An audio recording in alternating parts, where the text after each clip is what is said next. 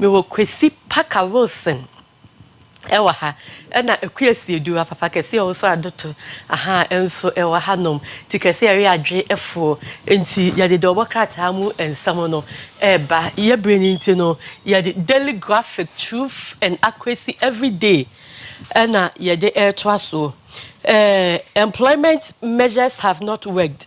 Institute of Statistical and Social Economic Research for and this our report no abba nti economic measures ben enti me na adwuma na me didi say ye pese mu a Kwesi ne Akua ebetwemu eyi. Government releases 25 million Ghana cedis allowance for assembly members pay 30 na just what we say ayoyo me tete Akua say assembly member bia benya 1,003 bosomi say you it's full ka we will scrutinize government policies no ye Ghana National Association of the by president or graphic business Stanbic Bank breakfast meeting today. And I don't know minimum say interest baby will be back and also some Kwesi. I think the big story unemployment. And I think if you look at the current statistics, a big sure say unemployment measures are Ghana for and I say buying your baby the current statistics in the year 14.7 according to Ghana Statistical Service. That the GSS unemployment rate in Ghana is 14.7 according to Ghana Statistical Service.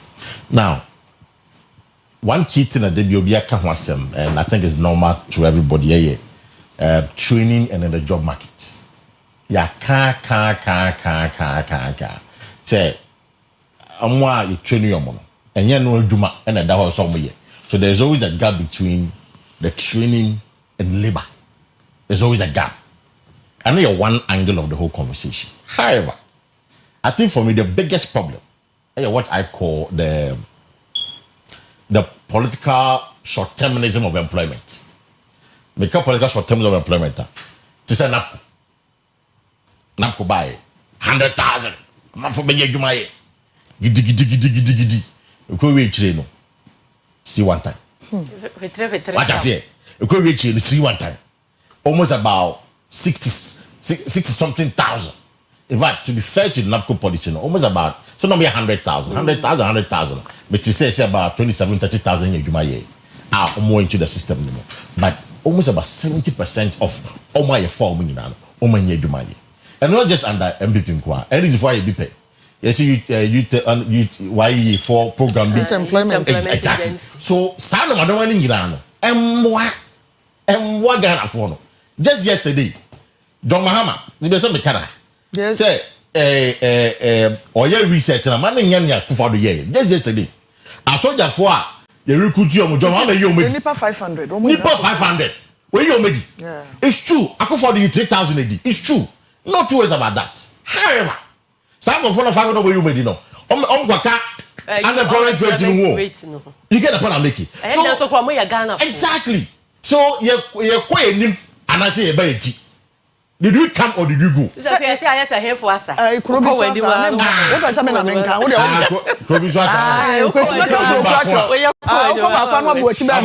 na no say ujina fa ko. So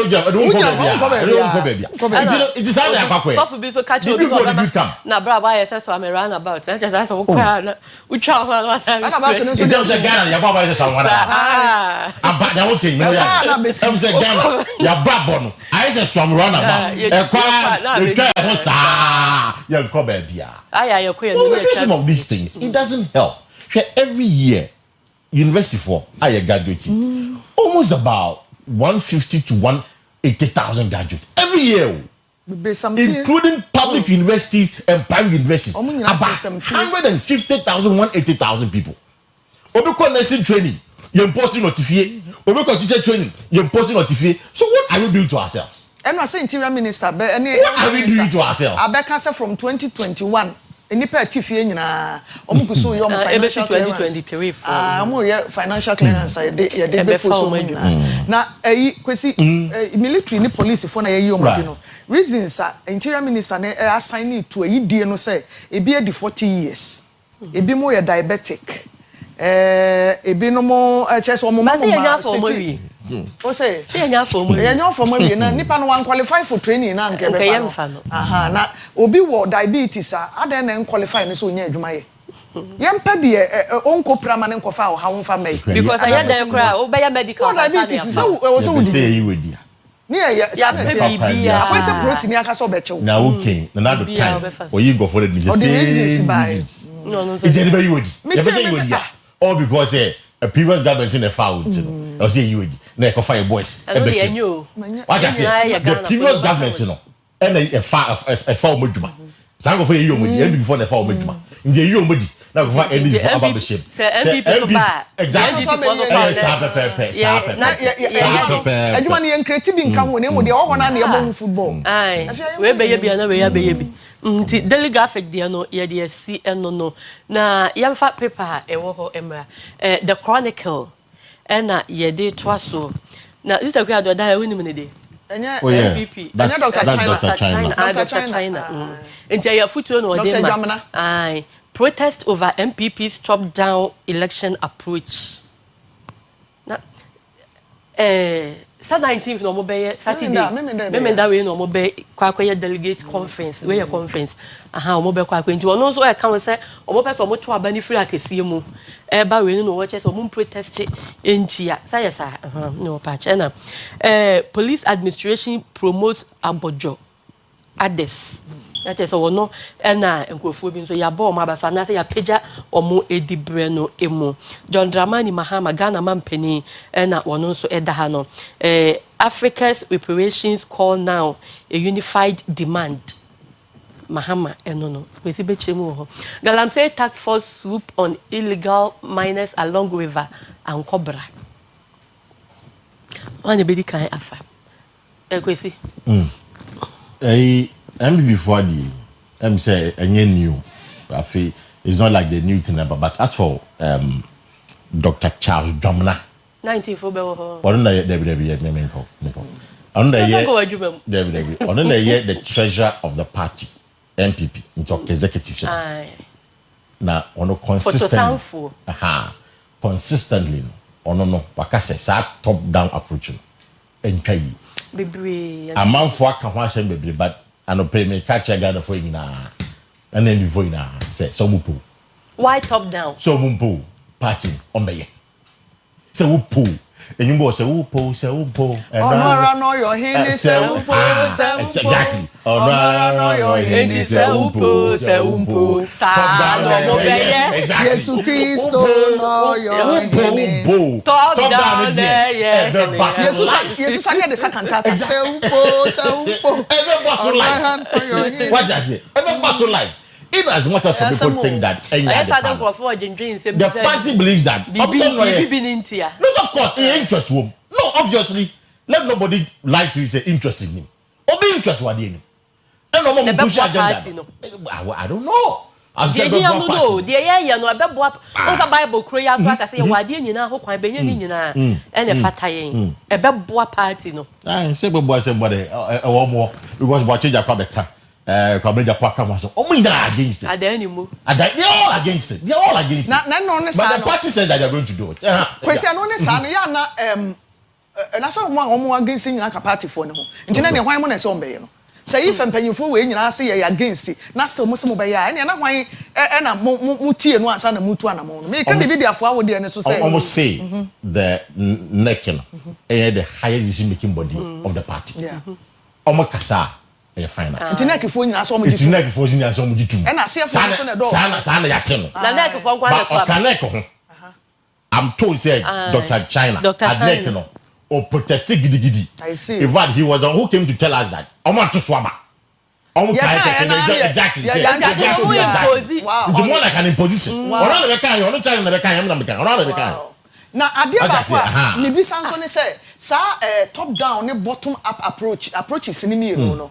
Enso so ye be na dem enso so ya edem ne say ye to afiri akese bia bank ketuam na we so different ketuam e de kwa akese ensese ndie nkrofo mpene say efiri akese mu na omo be influence form for na sana nkrofo reason it's also possible sister Queen ade we dey eda hokra say efiri akese mu a die obedi kan kese obi say nkrofo nko a eye che aha nkrofo nko a ene be fem eno dia ya sa be better ya form so de obi atimi o mbinti omo na omo yeyi omo leader no kwesi unti yes nipa we na eba so ntimi ni we nya adwuma sasem de ya mempe bi ate untimi ni nya adwuma say na ni vote de ode ma wa ope ni vote de politics there is about numbers so untimi ni obi nya adwuma na adwuma no wo a yeyi flag bearer no nipa say na omo ye adwuma nipa say na omo ye adwuma a we de untimi ni nya eduru say wo koto aba national election de nipa ne to ma wa ope party ni interest any here what you say omo akra na me nwa sese enye ni pa bi interest no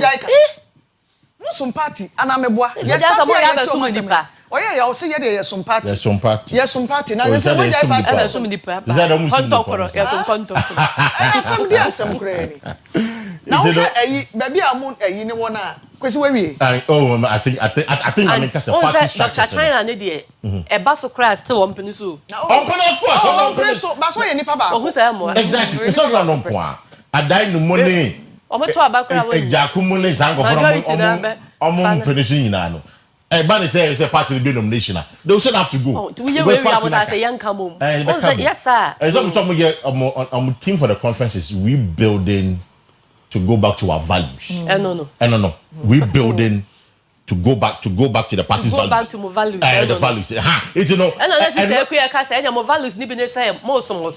And you know mo ka no. Yeah, so mo party. Yeah, there so NPP for do mo kasa. Yeah, some party. Ntina edu mre bi ana bi mo tete omo ho. Early days in 90s in my see ye membo ni pakrodi Dr. Chaso Ekumbrobe some party and na ba newspaper ma wanya call oni nipa na discuss o say ye ni na chi o ye some party nti ba bia ye party ni direction nam no e ni di akiri na fa de be court ba ya nam so ama ade can say they think fighting for the party ni di yaw they think say trika na doso nti flag bearer there no but that's what they are getting it wrong say flag bearer there am trika na doso it is a flag bearer ni dia e better din obi abeye din because that is the ultimate prize but they are forgetting even at the constituency level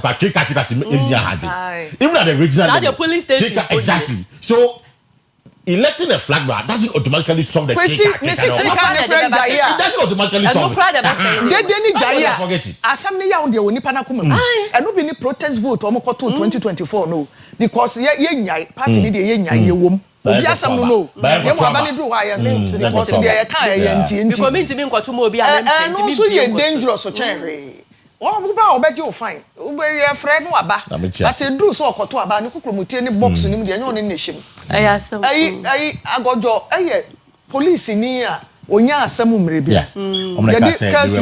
they plotting a coup against Akua on doctor bi owu ye no okay nti say ya state no police no if I say ya promoting no kwa kan osu aban no it's in the charges and they say all the time now we free service ni it's in the promotion do here bia no say the man of course I say oh son there you have to go back to your work usika na so bia ye chemu mienu ye interdictive say we pay no we have ti e be calculate the compensation o ma service cover na ene memory verse na Michael 2:1 was he woe to those who devise wickedness and work evil on their beds when the morning dawns they perform it because it is in the power of their hand. Then Chronicles of Meza. Na no neka, sa Bible neka. We no about kama ho ya. Top down approach. Hey. O say no men kan wa. O say they perform because it is in the power of their hand. Interest na ya kan. Na to me ni kura. Interest na ya kan bia no. Na omo take a cue from any mama pass dey see last year tsunami kasi 20 na sala omo ti no bia say was he giant no man na ye adwuma freely why na say na well obi anso people for yourself Ghana here mo yam fa daily guide and to aswe na Opariado represent Ghana at Global Citizen Summit. Na ewiase amanhia mudie ya ekoye no wono ene kogina Ghana anemu ewum na Ranak Foundation rolls out food bank project August 1st na eno no omo be wakope bibi edi say aboche ko bi sa o market any baby etete sa utumi edibi Capital Bank collapse ato ACN escape goods John Apia no mo de ne ya scapegoat African Bank ni guo no eho eno enchemu beba MPP bans campaign posters ahead of delegates conference no eno eho nsem no na grounds ho no ma no mo fa bia oh se nchenchen de ma grounds ho omo se mo bia fa bia ma obi photo okay fine kwemfa omo ba ya fine so ko ne ko so we kire wa bia on be conference o ya ma sa won me as a political reporter I ube call MC emfa I can't emfa Bank of Ghana spent $1.4 billion on forest intervention IMF na eka nti Kwesi wa sha say I said the MB for na presidential candidates for na and a young kofo. Now when they're coming in their numbers, what can they do? The dominant ones, they will do it. I am Kwesi. Because Obiana won't be able to change the bob. And for me, my main diagnostic to be public man not in terms of this directive. Public man not presidential candidate be and let's share my ministry. About party no and I presidential aspirant MPP aspirant president aspirant to be ono ko ese no aba say my minute e say no kutupa say emfi party no go contest emfi party so when they say martin department sakura din ya o munyina akọ it is uncle for no say party to the pension Kwesi o kwa campaign no nyaboche because party say no party say me contest and contest here my no so be contest here na go tell this guy no ba me ko tell this guy no be campaign man no ba na ko tell this guy ebi so campaign man campaign man odi kankanya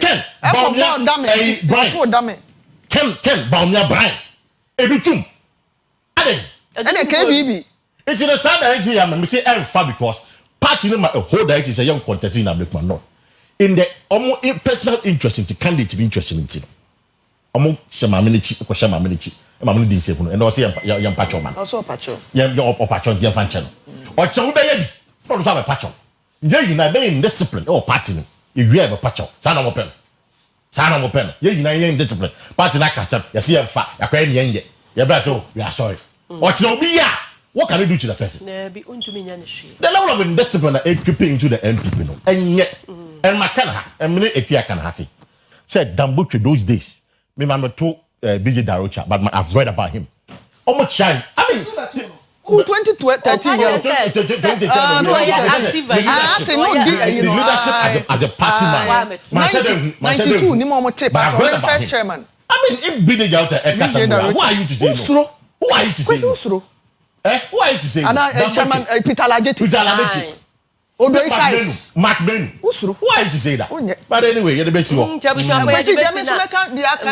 aka ho ne ato asian de na na tese nkrofo bi be a week or two ago o ma fiase stress ne ho nye yi ho na prison ho no da no ne ho enti president nkompaden no eno ebi mo so se paden na o mo so ne president no obi bika na se ene yeso ye de na ye scapegoat o mo na ka ho no ade no refuse yeso obebubo mu din di aka mo dia maybe dia no like for ya me ya chebe na me ngama ntumu yeah beauty fie ni enjoy ska I'm very passionate about it the other person can watch because my cousin sika no di bi kura nyon na edi nyina in any serious country ebi ka ho like asofo akukudam phobia omokroma ke se chom nyina to ana o makono mabosom ye ka se ye ka so mo anu mabosom an che se mo akotwitwa mo moja afra na mo di nse aka kire mo ho se ebi enye ne yonkoto ano o mo aye drug ayi for barons pano na ye ka sa sem I buy o makono mabosom ti kono ye hwe I read the report from A to Z at the time edi wo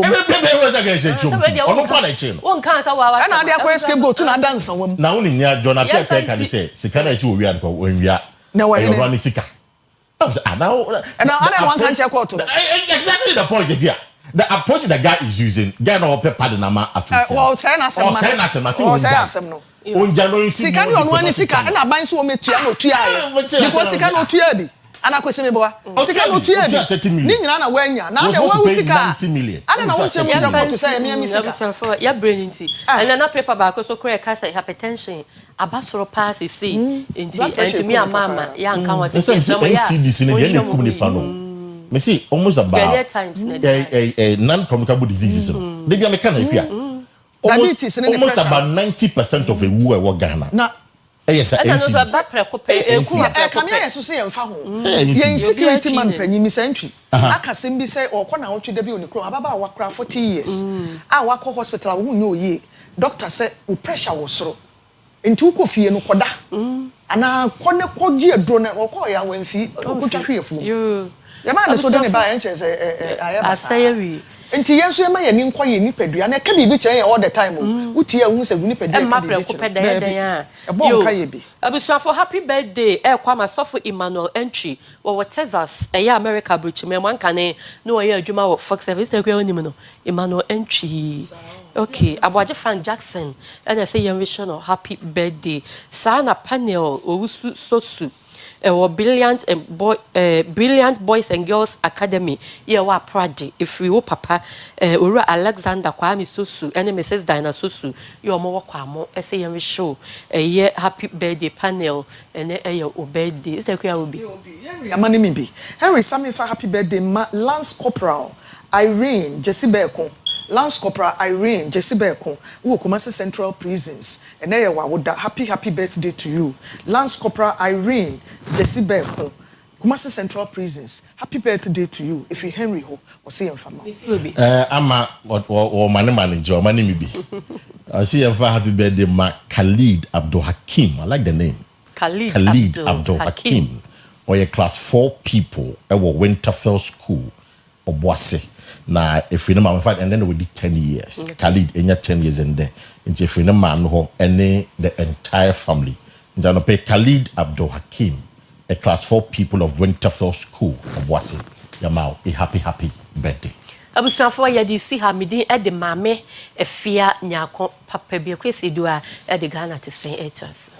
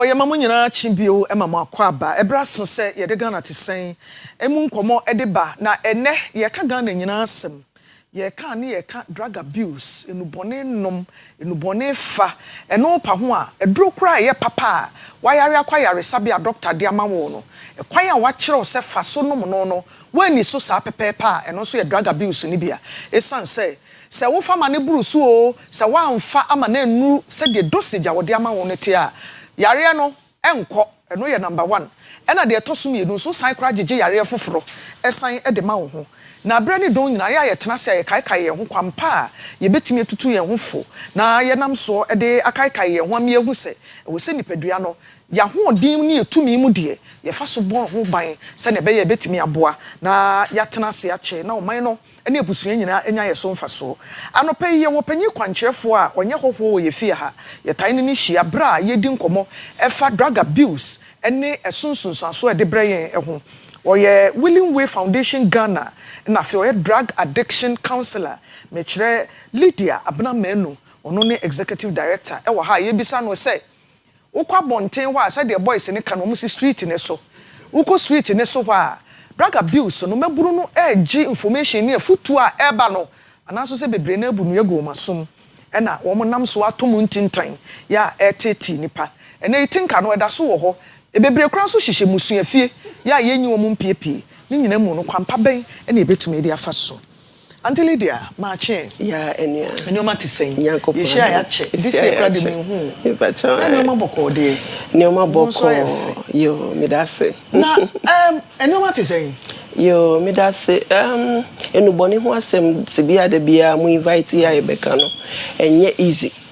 If we say day in and day out be an ekosro and they try to find any other drug higher than their hormonal into be who and saying already be betom because they want to always try which is no idea no ya no munye free idea no ye enubone no na ankasa all the time say oh no way how would be prompt to say try we say etimefa yes almost your research bebre yes or they do a lot of research into minum para nese para ni muamia meko briefing me briefing ni muamia aha meko tramadol into all the time omo try some benya de ye higher than the first no more into ama eho asem kan no anti eyedin na ya reho pa so if you say young person eto no boni muntintan de ama de bia ye bodero senka obi akono de untumi ntia ba ama de bia ye bo hu dero ni se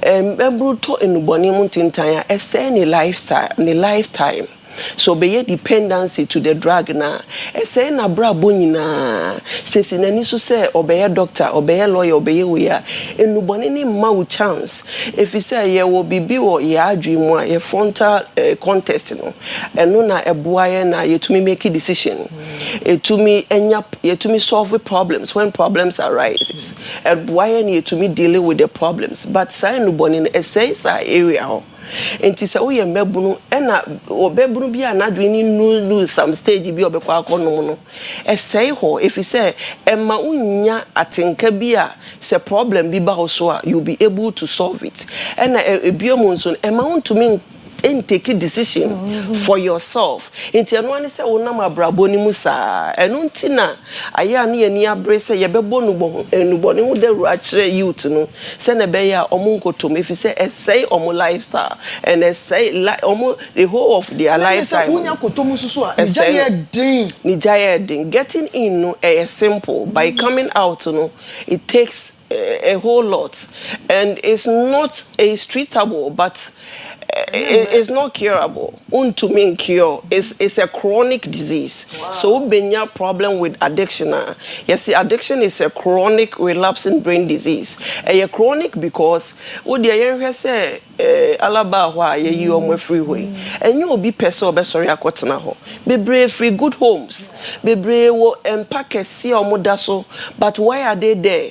Omo free omo fi akotena baby because of addiction. Because omo tomu omo di omo ho ending and the people around them no they don't feel like taking the drugs with them until also movie out ko baby eko bo omo ho ano no omo no nti edin enuboni ho asem de edin pa se otomu a chronic disease kwanko. It is said they all diabetes, cancer, pressure. It is not easy. You manage it. To be say obi e jai nom be 10 years. One day be trigger pe no asan akombio. Nti eyedin auntie. Advocacy no ekosen. The advocacy na hu dawro ne efu amututu nkrofo ne mo programs amoyeye no. Hu ne se mu timi konka kakra.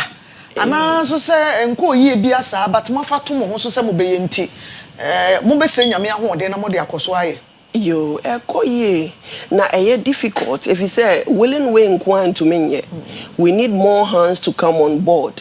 If you say no bonino ewo baby enya Ashanti region pe is everywhere. Intinke yenya organization being so or no so coming on board so the be sitting home and so no so abo the rank beboa.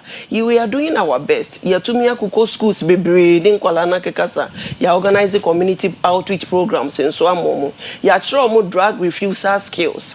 Say wo because we don't say what it obakama. Obeko school no be abe influence no. So into here try more how to refuse it. So be the more. Into we are doing our best and be brain sutie. If you say me wo e bi mu kofi ano to me afre me mommy me da wase say Andra kra obi appreciate and say we are doing our best. Mental health cases in a hu say at least aya de pa ya next question me be say mo hu ne say yeah enoma ya na afutuo no I go down with the people etimi atiesi asin ekwan ya na bebre na afa so nya problem mentally no say correct ne kakra no because enuboni ni there ne sister name adwimu how say who operate this position ni be our family ni mu is so easily say onuma ebetumi atrege na wanya bi but in mental health courses no enye nuboni pen de ba but the American question say ye board the rule no aboa na nipa bebree say they are aware of themselves omutumi walking into hospital for treatment. At first, people were feeling ashamed because of stigmatization, so they don't really go out for treatment. But during our campaign, we check previous years and say, in Crawford, to say, I don't know how to say any other disease. In Tisesiano, to me call for treatment. In statistics I get from various mental health units. You say, nipa bebree say, I'm more reaching out for treatment and also amaya ni ajipa ye hu at least campaign na ye no ba ye prevent say emma youth ni nkotom e bi say wo ba mi nko amaso ye ho anti ye yare ho sem bebre nipa bebre e ho yare ho sem youth no bebre ensem on beka kire Andra kra de ba ko beka kire mi say assemblies o celerion ni Kenya and ye so make tisa me ni ba me ba ko ekoho na ye ko sorting out wo nipa na okuta ni masters. Why any masters? Yes, drugs. Enti funny pebia ho. Se wunya to muntintan anti to me disgrace you to the lowest. Enti na ama ye ni abre no because ema wo chance wo be live wo life wo be mo abeye ni papa bi wo wiase no. E be say no kra. Wan hwe ya wo be say obi by drugs need to me destroy nipa to the lowest point.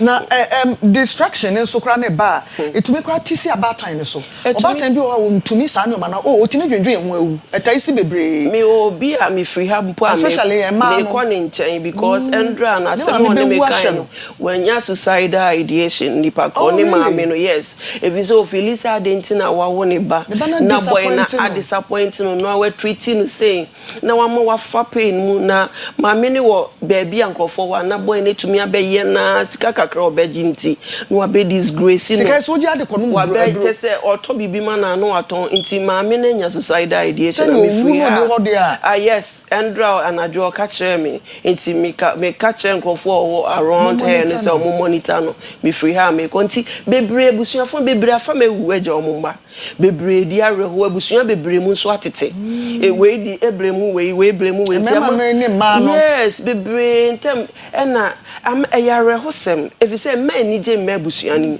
wonim se wa wo ba wa bɔ ne ho ka do university papa na fe no so me ni pemu bi da che ni pemu na fe o se ntua ne ho ka nti eyare hosem pa nti we need more people to come on board na yetumi aye education no se ne be ya omo perception ni ye be prevent se ne be ya nipa ni nkotomu kra ansa na ohaw ni nyina san ba no enkotomu na ye nkotomu kra no drug abuse no e was on say ye was psychoactive drugs encrofo no taking no ye broni die no psychoactive drugs illicit drugs drugs are obi am prescribe ma over the counter medicines na ye want medicines so medications so a doctor prescribe ma nipa bebre da ho abuse but me feel because I'm talking from drug addiction background into me all the time me come about psychoactive drugs but illicit they are prescription medications so many people are on it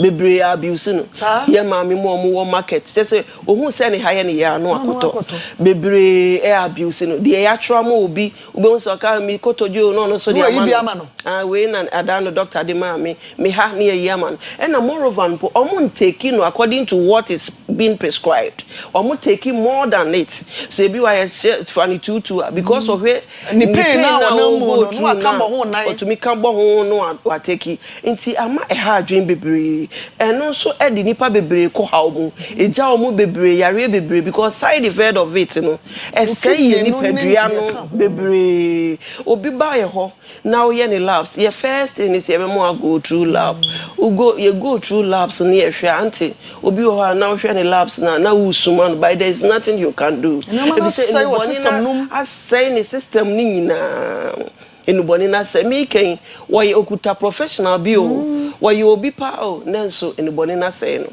me wo officer baako oba me ho one of the mental health nurses no so abuse petting enti enye nkrofobia na yo people in professionals no almost to me abuse ono abuse ni petting na osanhwe obi ofie okodru ona we say o take overdose ama abro no say sram woni pani fie can you imagine obi okohwe obi no otumi collapse ewuye woni pani fie okohwe no nti enu eyewo prescription medications are people abuse it and de omko ha omu bebre sanro we nyina no na me bisa say den no munya but wo kire me say bebre research highly possible because of any mobile phones ye kita search engine bia wo do phone betu bia no adekro no bo a ebe ma feedback na ma wo na accessibility no ono research no hu a aden no okoba bi kro na ye koton ama no na wonya sure say na problem o akwai so bi ti kura na abusum no no nsa yetime de won na ekwa petition shop say wo kuro nyina mu say oba menton ma no but obi timi so ka say me de misika na meje omo eton se nro no e de mra na ye de afa ho say onipa ne be gina wa no obo se dro din say no bi na meto you can clearly see say nya doctor na say o meto na nso so sika ye pa je ntini ato amani pa ti say the anti waka no pepe bebre o mo sika o mo pe enti o mbeton amano e na bebre nso wo wa o mo say like selfish interest whatever they will get from it no no mu here nti bebre don't really care for you about your welfare nti oton ma no an so oton ma but those prescription highly prescribed medications need there health professionals no and a problem if you say omo how to get access to so they say petting morphine and the rest no they know where to get it enye common say ubenya wo edwaso nti almost problem a ewo ho no nti mesre say aban fa ni nansi from ne nhwe saa de no because omo hospital ho no nti getting it no so easier ema omo but enu no omo higher ya omo de yeden oh some people me be sabat me ebi mo fit in because and you now to fit in because come dey ni edidi ayemen omo so dey ni ya omo num san ya omo dey on say obi a won adwen a ode no obi wo kra wa ye depressed onum a etumi releasing obi a stress onum a o feel say wa ye relieved obi ho problem bi dan so nti onum a obi a won adwen a ode no but on say aya na me pese me kira ko sa side ho no enubone no wo some euphoric side bi wo ho a omonum a omunya ne hote no ni tima ne de se onuma eno so ye kakra bi o last no kakra bi nti e ba within some short time eno ne be catch us say we top it up mpacho what you say because pese enti muda ne ntenase nti se na me take you one edru anwuma me take it two na de me nti e was stages of addiction na de wo nti sa neti it's because of small enije bi na omunya wo mu no eno na de ba eno obi nso person fit into the community to the society the way our boys na share omu nyina ye no se wa anya bi a I mean, when you're the odd one. And they want to take it, send a bay on bed to me, fit in with their friends. Your time and I ask so now, and common so I day. Me last as maybe so now, Abama me whom I yet to say, Asafwa, sorry for. Esumbia being Muslim, Islamic, Christianity, a traditional, are they helping enough? As for Christopher, Muslim for any traditional, for are they helping enough? Are buying so enough, Anna? Meka say Christians you are fairly on your baby. I see. You are fairly on your baby. When you say be American be a bem, but looking at it, no, and ka sebi asofu kura munya opportunity ko no, and ka meka say nko to me use small minutes be a bonubo and the boni home by the rule. She said at first we send letters to the churches for campaign, but to be mentor anyway, they won't even allow you. And see a idea your misconceptions be media family but I was say it start from church because nipani bebre sorry ho into say to me they started training omo left and right even though adding into make us say Christopher bebre or ya fairly your responsibility as a Christians see a very reach out to even omo mato muntinta no ye hu omo ani atwam we have to reach out to them near come omo ban ye ho near you be wa media maso de me pay we for ewum no omo so ye nyame ade hye into ya fairly bebre into this time no ye hwe how ye betumi reach out to them. Na ya boa omo until they are pon na so be person hu na wo je afutuo na wo boa no bi ko problem bi said ye kan bi wo fie ontimi nyimpia wo kira kwan ne sen na fe ye so ye wo edweso aso ase me facility ni Welling Way Foundation Ghana ye wo edweso ekrobi wo friend aso ase ye wo Pentecost Junction but obi wa adwemu ha wanum bi na ne de hie bi ye nyoma Sisia mental health authority na buani e unit most of the hospitals inti so obi so eben hospital bia wo fi se ne this year bi enioma wo hu no emfa kwemo omfa ne nko na omo hwe no se ne be ya dia asomdwe beba busa for ye pon ye bre na so me sorry ma PSA lady the health and lifestyle abeto amoso anope ye ka mental health asem adwene mo ha na yare doctor bi ne kan wo se te se the other sorry malaria timi nya wo no wo so so awon fa drugs ni bi kra wutime yare bi na mo we ye dwell so much on drug abuse kwan ya ebetimi afa so ebetu ye manefo na wo betwe mo ho afi no bone no mensa kura timi ekofa sa yare ni bi ba obetimi no mo nsa no abodam ono de on fa drugs so but nsa na egu nenum a na te afa ni tirim mo ma ye ni nkoso na ye ne ye mane nkasa ni ntu omofo na se de ekoyi a na ye di gya hode a na ebiti ofie wunya obi amfa akire nya no wawukọ enso na wo sama bobna wa sama ado ebusuafo me ne mama Lydia Abnamenu ya wo ye addiction professional or sign treatment and prevention na wo ye ho adwuma ono ni chief executive officer or da Willing Way Recovery and Rehab Center ya wo adweso aso ase wo fi kumase anu wani kire dwoso kwan na wo tra dwoso kakra bi a wo bisa aso ase a ye be kire ho no mo na tena ye wo problem fako na untufu na emo aye nyina me did the Akua Asiedua me sorry ama PSA lady the health and lifestyle abeto amoso me da mo nyina ase Christ asomdwe nkam.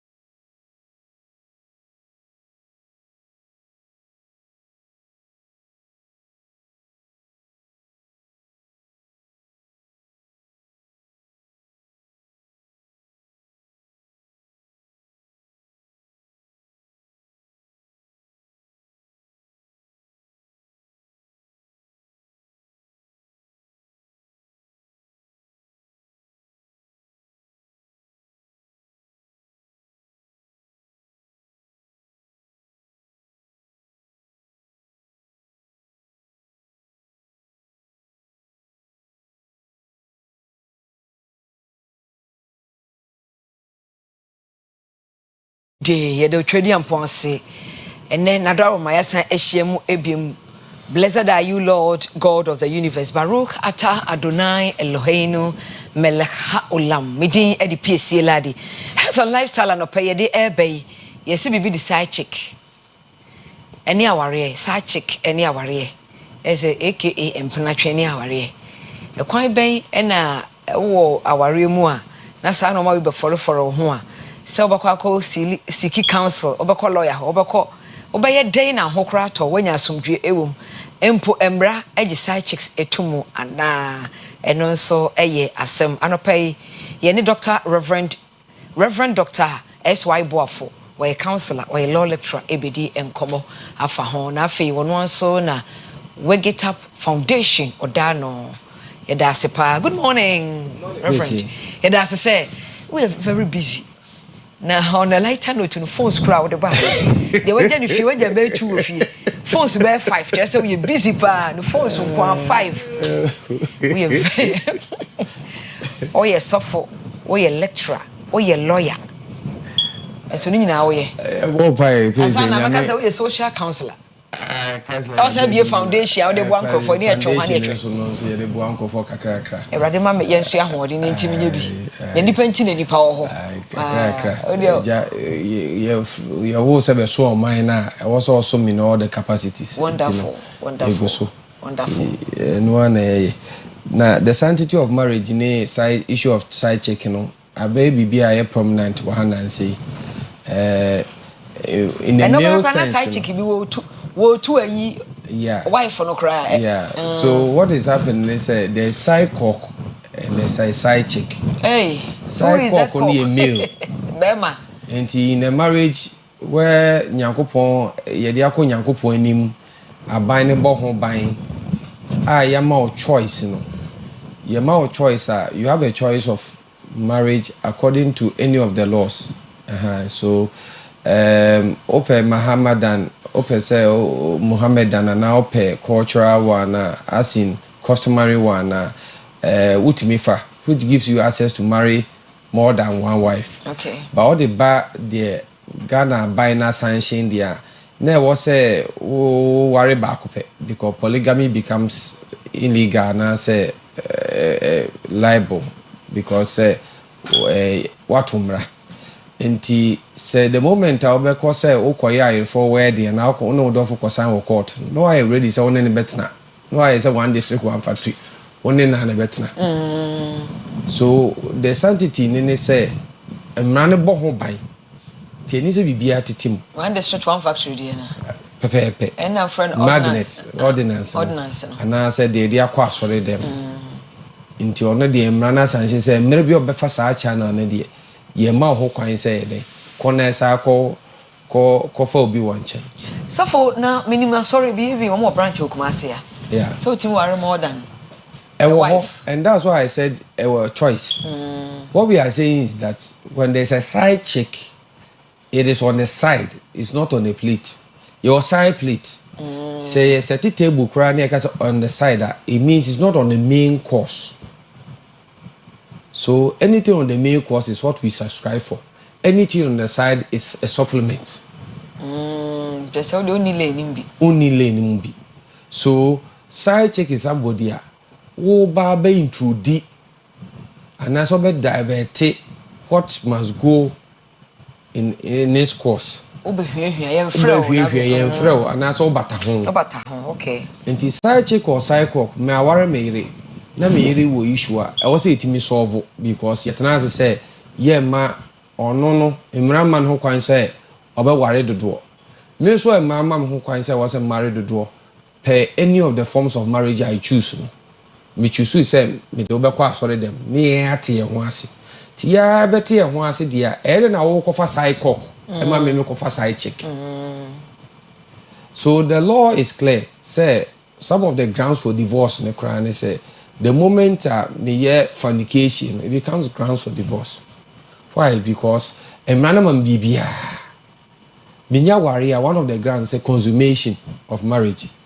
Also banned in homami. Yeshira aswa also ordained homami sexual privilege. And when you are not subscribing to what you have subscribe for.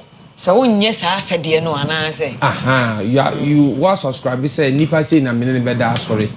Se me hu hia se me ne oba bi da e ono na me ne beda emrama me ho kwan.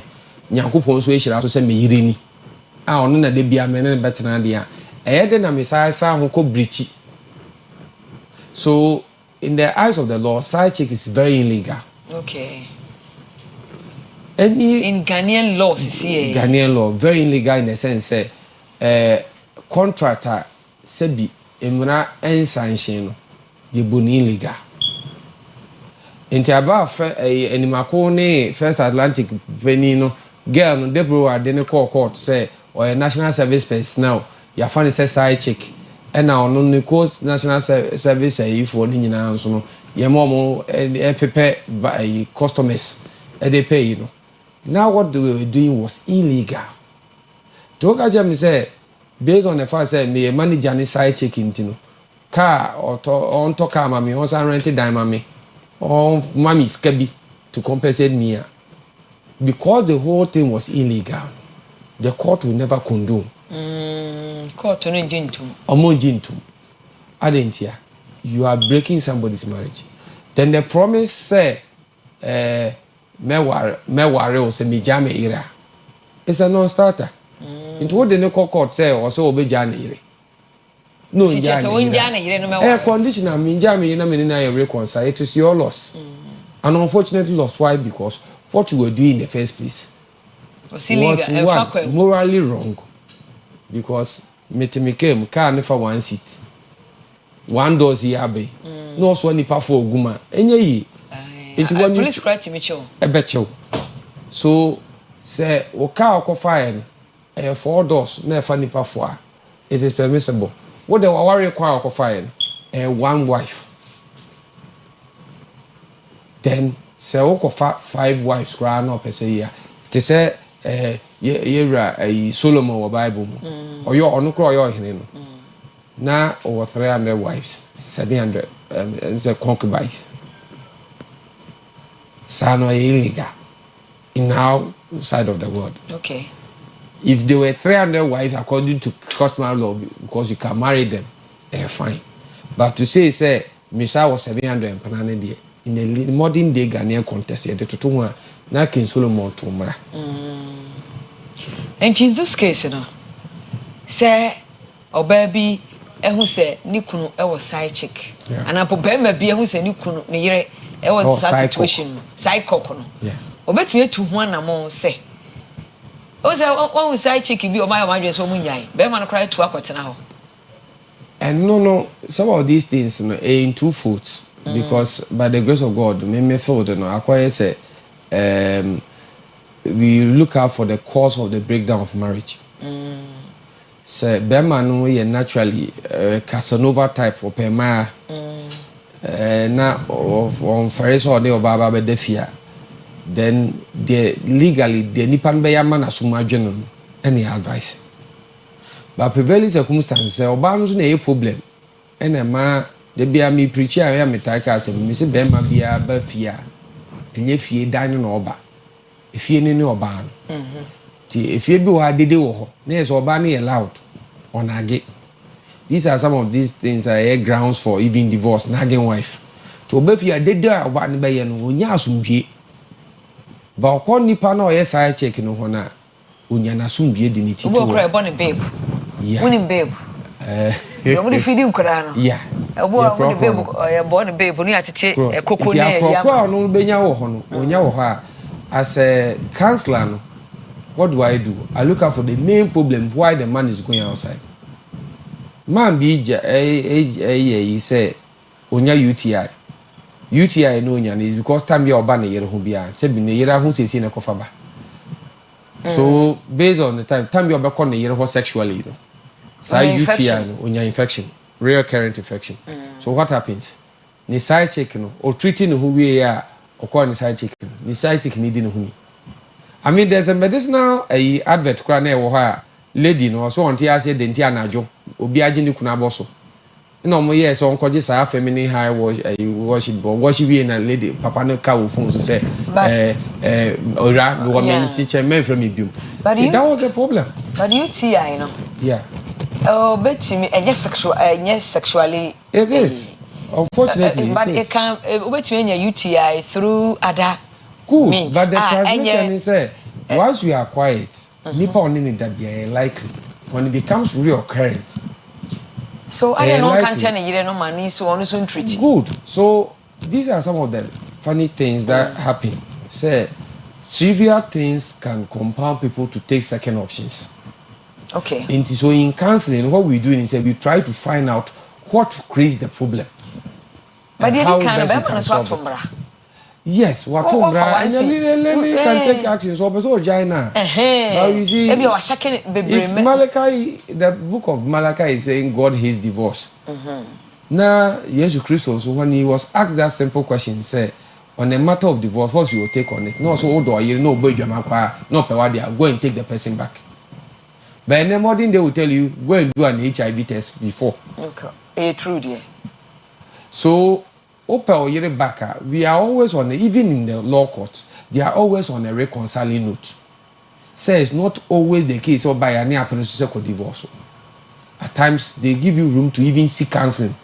Even the discretion of the judge, if he finds out that the reason now they divorce, not convincing enough, then it means that he must go through counseling. It means that we are a bit ignorant of what you have entered into. So premarital, postmarital, what worry? Also about way now condone and sexually who here be able to now for the big ones or do being changed there. What is wrong in the counseling position? But in the legal position, what umbra? Okay. And what umbra no? Bema be wa or no cross shaking the responsibility account. Yeah. Say be an ma on your wall because when ya will be for our tear. Was a woman cohabite or quacquatraba conenche. The Shana Mitiminta care. Let me ask some woman. You can take an action. Recently, there was a issue put before us. A friend of mine sought for, and it's because he found out Nikunu. I worry one chair brownie. And now also the and sorry dear. Into basically the or no narco warren illegal. You can sue. You can sue the man because basically won't worry first and worry and you're just customary. Even if it's customary, na sebi yam patau or can be so and say you register ya. You can still take actions because at times worry nipana one. You must either inform nipano at a certain point. No pattern. Those say in the discretion I can choose to marry who I want to marry.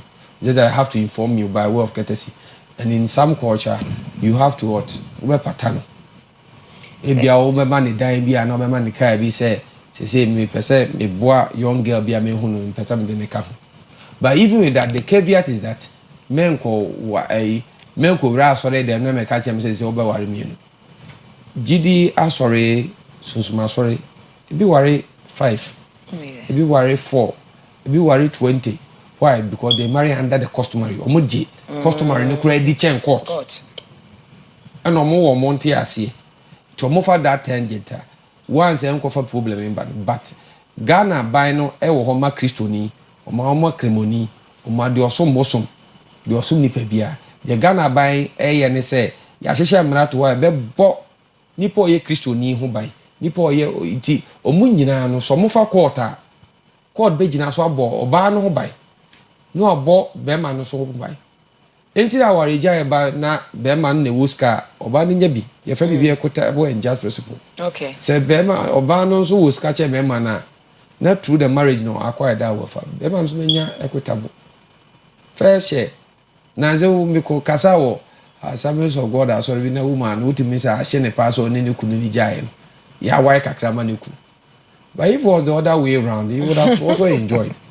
So, side check is an issue. It's a menace that seems to create problem. Because one, from the very good, it disrupts the sanctity of marriage. Okay. Our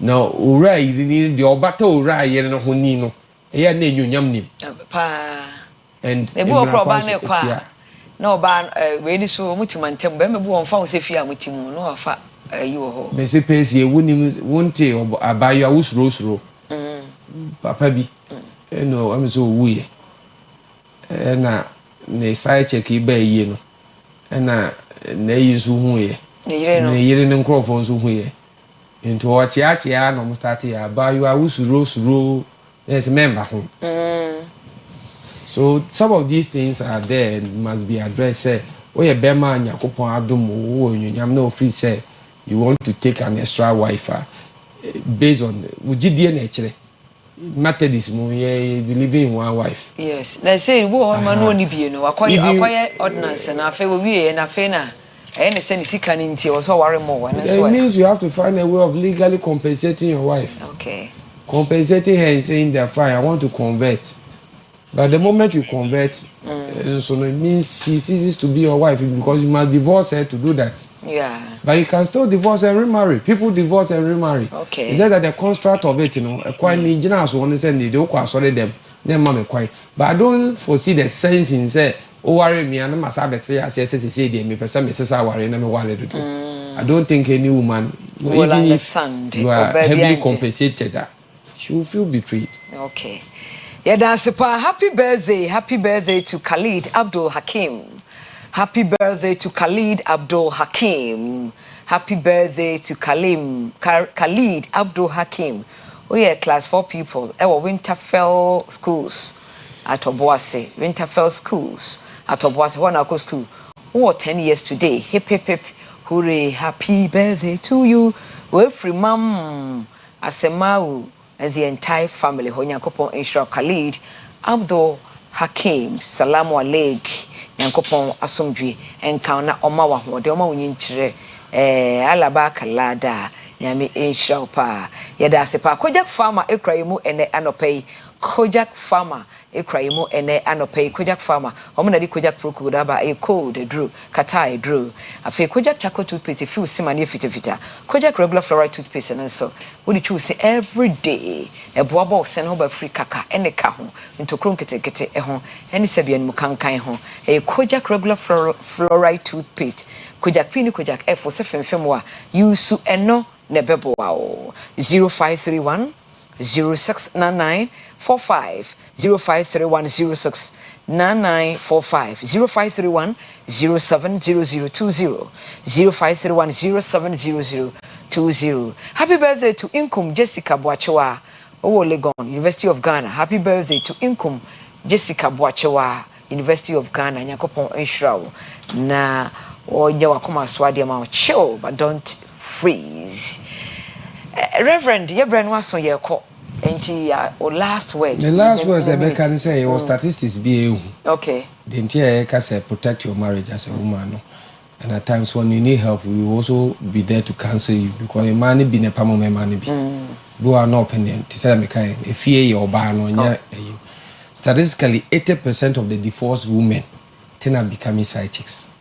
Yabo hoka kwaya onwade and also umpe. Opeso da ba kon chain. Obano. I'm telling you. Opeso da ba kon chain say ba choichire. We free our rim ekoto obi our years. Na warrior was saying 80%. And you are so the unfortunate thing is the unfortunate statistics is say onini jairia bema bi o pen last time one pen no abese ne pen no dinti akafom afi no abeda ni mutuo chance then begin changing mutuo chance hey no we can if because onyanya de opa waja we sabi kasa kwa because what has become in say you become used so at times your culture na mpenifo ehu nyansa say our rejaye nshedanya papa no we must preserve it because more mass wording pin they end up becoming side chicks of people after the married people will tend to come and toast them people will come and befriend them and just use them and damn them nipa kakra bi na adum bi ba ne nyankopon asomunsa no we hira mu wa ware foforo ebitimi nya ware third time of course ebi by grace But when you are protect the sanctity of marriage. And even in some religious beliefs, you know, the first person or normally who say or you in some doctrines, in some churches. So why don't you preserve your marriage? Have time to study the people. Statistically, a miscommunication the mass neighbor. So when you have these two partners sitting across and we are counseling them, we are able to make peace. And some people go back and marry their wives. You know, I know. Emotionally, psychologically, because it will be a nippon physically. They need space. We were just all come be the one in the answer. To be one empire, but who said back on ye. Made that day, Samba one. Now, I say, you be back. Was it Coco Darlington? Say, I'm grateful for your ex. So proud that the name Jawa. So, yeah. I'm not having quite say one. So basically, Ninja, a chair say you must protect your marriage. Nipa no bano qualities in the by. Appreciate the qualities. Of course. Pray you man ninja. Oh, we are the and I'm sure the person will come around. Yes, that's it. Reverend Dr. S.Y. Boafo, where Methodist suffer, or a lawyer, was also a university lecturer, was also a counselor, was a BNGO. The phones for no pay, what the bar no party inquire 5. Just say, Reverend, for contact to for especially yes, my mobile number, no, yeah. 0245 30 32 29 0245 I no pay you kakra you organize here kakra koye donations kakra okay into for now men from me nka problems chire me okay but we mo beti ma boy was special way no ama yet me ateni sa mwana yekoboa no okay na ehia at this point in time obia from me ameje chire for free me engage kada okay entino we need the here more the abomo for Vegeta Foundation project in a okay and the number is 0245 30 32 29 0245 32 Tinipa bi opeso so ya se boy my project yet me kon ye so ni bagini aso yeah that's it pa yeah change over me move over Kwesi Park I will be take over no democracy over your baraka ga jamalolo akpena me akata tanyi fiji mi wala don tipos yezo tipos yamfa tipos pam senda tonde obrigado aloha mahalo na maste asante sana mungode yada munyina mo ase encantadios adios.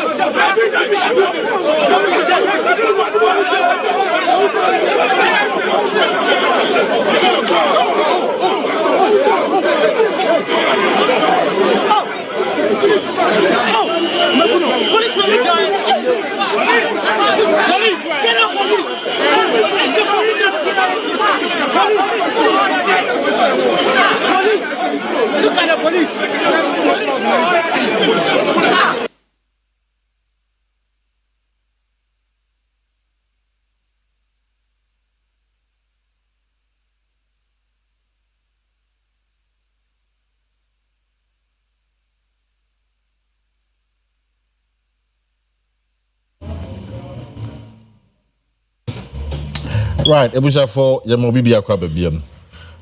Edinburgh Oyerepa TV so baby do your OBT agenda. That's Oyerepa breakfast time agenda. Me ding Eddie Kwesi Parker well so down. The videos you just watched, videos are still from the Ablikuma rerun, and we are having this conversation because there's going to be a by-election or Akutia. So far, you know the exact date as to when a by-election was because Parliament is yet to communicate to the Electoral Commission. Now, per the law, so no, until Parliament communicates to the EC, no, and it's not easy waiting for 30 days. You say Parliament ain't communicating my EC. We are expecting that this week Parliament will communicate a vacancy our Parliament. So the EC will now go ahead to do a by-election. But people are beating war drums. And as I will share a year in the course of our Ablikuma North now, there were some security lapses. I say, you bet me ACC. I'm a Akutiani, Timmy up Preventiana. Because I know that Ablikuma North, there were about 50 to 100 police officers at a polling station. But yet, look at what happened. Ma memko humano so namene a year a security analyst ending komo Richard Kumado or humano so we follow all the event ewo Ablikuma North. Now, you better say ashe ni mu going into Akutia. What can be done? Send you beya sa basa ene mtakone isi ye no enkosi ewo eye Akutia. Mr. Kumado Akwa pay. Thank you. Go ahead, please. Go. Right. Now, I'm sure you witnessed a year Ablikuma North, the security architecture now, a year IGP the core. For you, what should you see here? What the security lapses are now? Then police for 9 years here. A coban as I say, in your son a basa ewo Ablikuma North. Okay, so every election be our 5-time layers. And the first 2-time layers, no. Now, omunya difficulties, Saka. A day before the election, now information by yourself, be more percent, almost distract the election, and almost crazy problem, Papa Police. And see, as to why they could not pick up the early warning signs and pick up the red flag personalities, and answer almost too much respect, it's for another day, for another discussion. But within the first 2-time layers, someone issues kakra. Later they mobilize themselves and they deliver the election that an MP has been elected. Ubekaya, one of the accusations against the police was that Oman provided protective cover. And then I call rerun or Ablekumanov. But on Friday, they did a job. And so, initially, first 2 time layers, no more issues, but they mobilized themselves and they went. But in every election cycle, on a day, you have Papa police report, some provided security cover.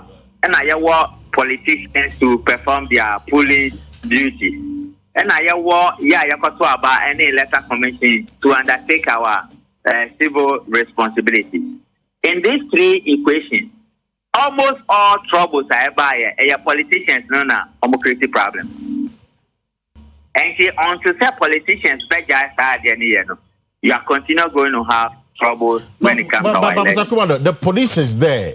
Saying about maintaining law and order. I just told you the 3 arms of what we do. And she allowed me to make the second point before you ask the question. Me too. Only say election is for the politicians conducted by electoral commission. Are you aware? Right. Only say Papa police. In a year you got to abandon. How you observe it. And you're not aware. No, I'm aware of observers. I'm aware. That's why you are asking that question. And she said, percent police should take the leading role. Now, election as a security operation. Then you will take the conducting of the election from the electoral commission. Now, with the amount of police, now you are raising to the highest level of national security. Then we tell the whole country that this is a security operation and it's no more a civilized operation. No, wait.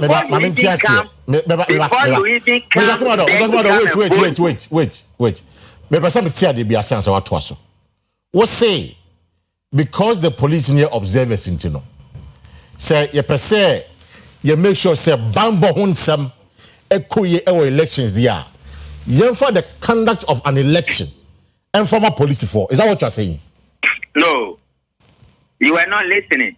What I said is that in every election cycle on a day, there are three equations in the source.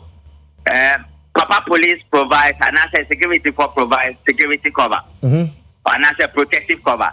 Politicians have a responsibility, a fully responsibility to discharge. Yana Yakotu Abayani Electoral Commission, we have our functions to undertake.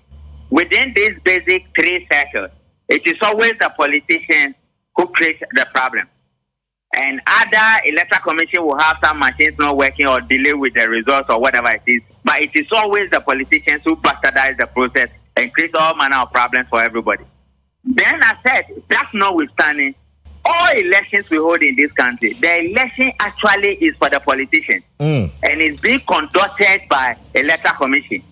Then what the police does basically is an observer providing a protective cover. Are you getting it? So when something goes wrong and we want to hold people accountable, you usually leave the politician who creates all manner of problems and you blame the police.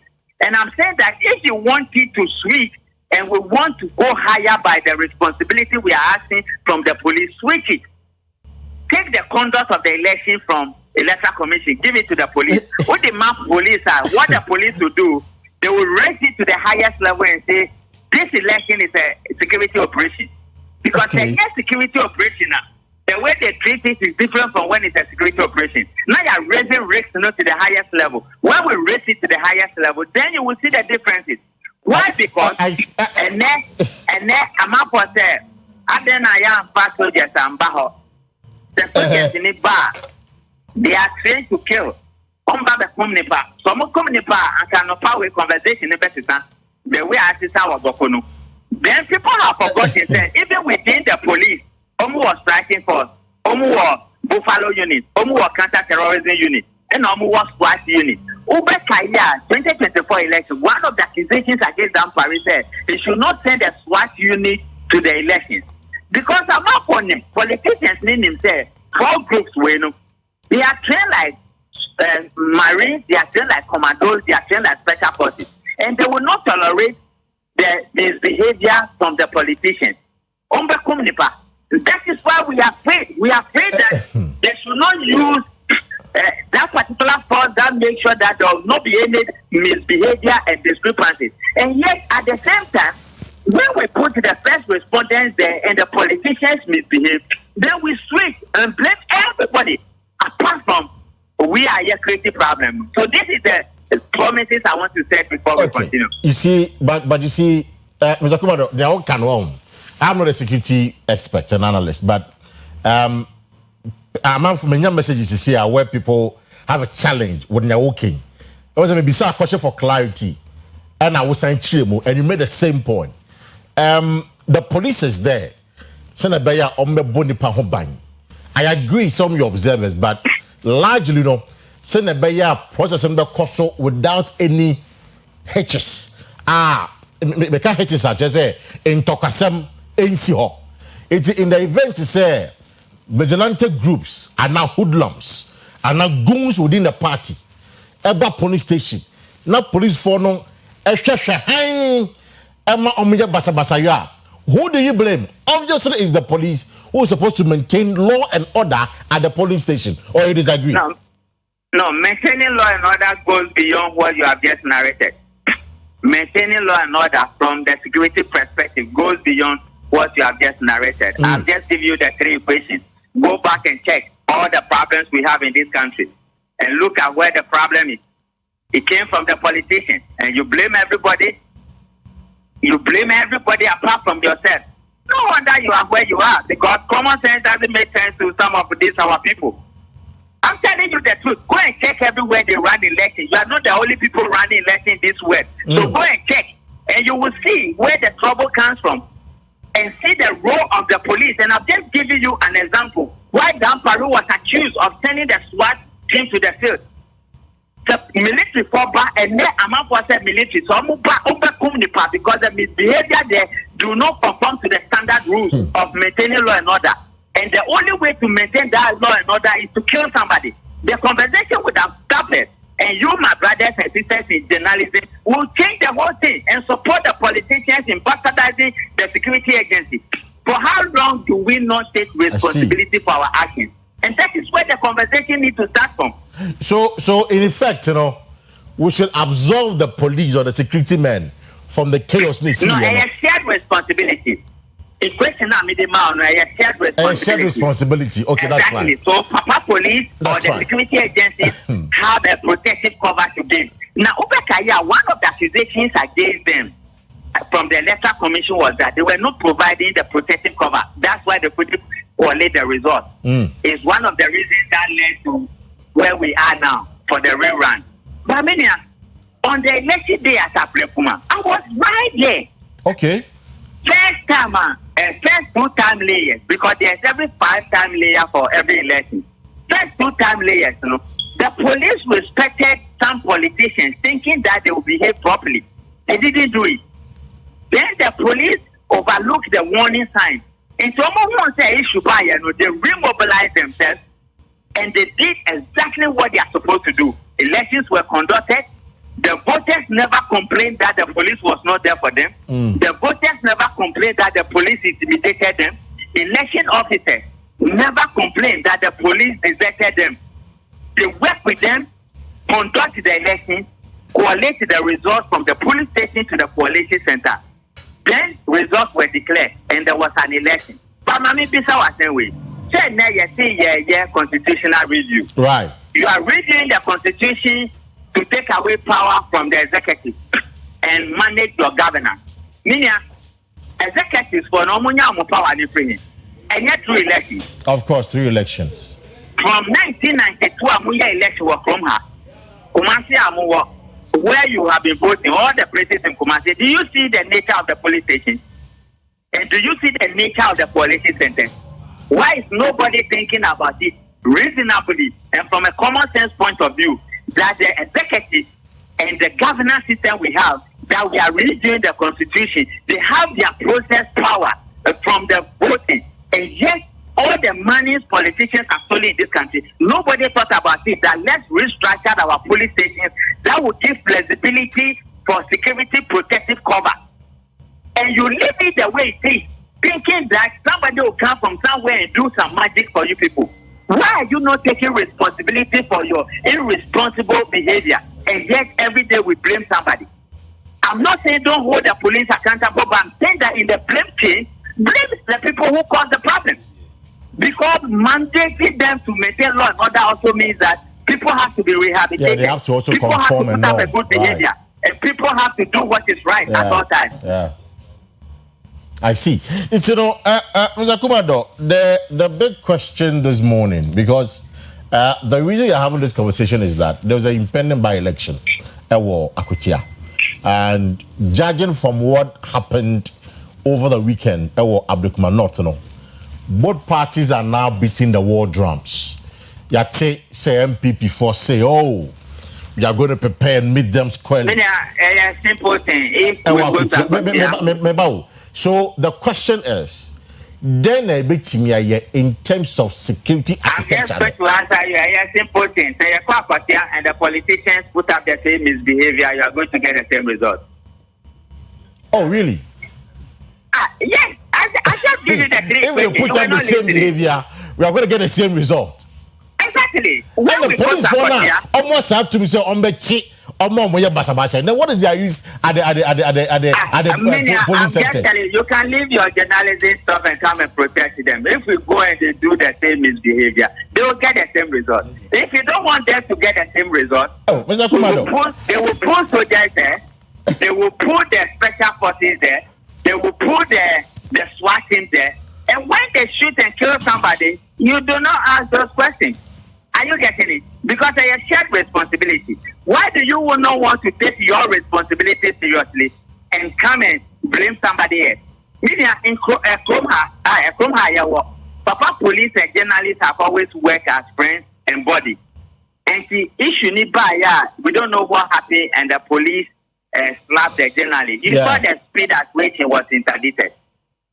Meaning that you should have restrained yourself, but you went above board because only journalists for your body. That relationship is there. And journalists in this country cannot say that almost every day police is beating the journalists. No. So if we go to Akotia and the and the politicians put up the same behavior and bastardize the process and kill themselves and destroy everything, you get the same result. Wow. Mark it on the wall, I'm telling you. Wow. I'm struggling to appreciate what you are saying, but anyway. I've done this job for 29 years. You are not appreciating it because you are also thinking like a politician. I'm telling you. No, because as far as I'm concerned, police for a year, the police for a year, at every point in time, domestic law and order there, and I share police for answer. They have what it takes. The strength. Example be a the way a police for handle. Give me an example. In Kumasi, even normal demonstrations. Even normal demonstrations. A police for you see force they go beyond the agreement of demonstration. It's a politicians are back in an election. Now they are misbehaving. Why should the police look on? Because innocent voters, people are going to vote. I gave you an example. I'm saying that you are asking whether would they come and do bata there. And I said, when it comes to doing bata, the police have no control over bata. But why the bata we are nearby investigations are police for you. So maybe we are talking about two different things. We are bata we are the investigations are police for you. But you have a care and a duty and a responsibility to yourself. But the now operating problem. Police for you. It is part of the investigation. But picking intelligence is part of the work of the police. Picking intelligence to stop basa is part of the work of the police. And I'm talking about me. No, the fact that there's a security failure doesn't mean it's an intelligence failure. I have worked with the BNI for years. I'm an intelligence officer. I know exactly what intelligence is. And I'm sure in the beginning of the first 2 time layers of the election, the police overlooked the warning signs. A day before, 2 days before, when we were on the ground, there was information everywhere.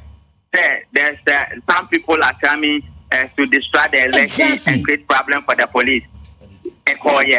Exactly. And I can say the first 2 time layers, the police overlook the warning signs and they respect the politicians when it comes to the red flag personalities.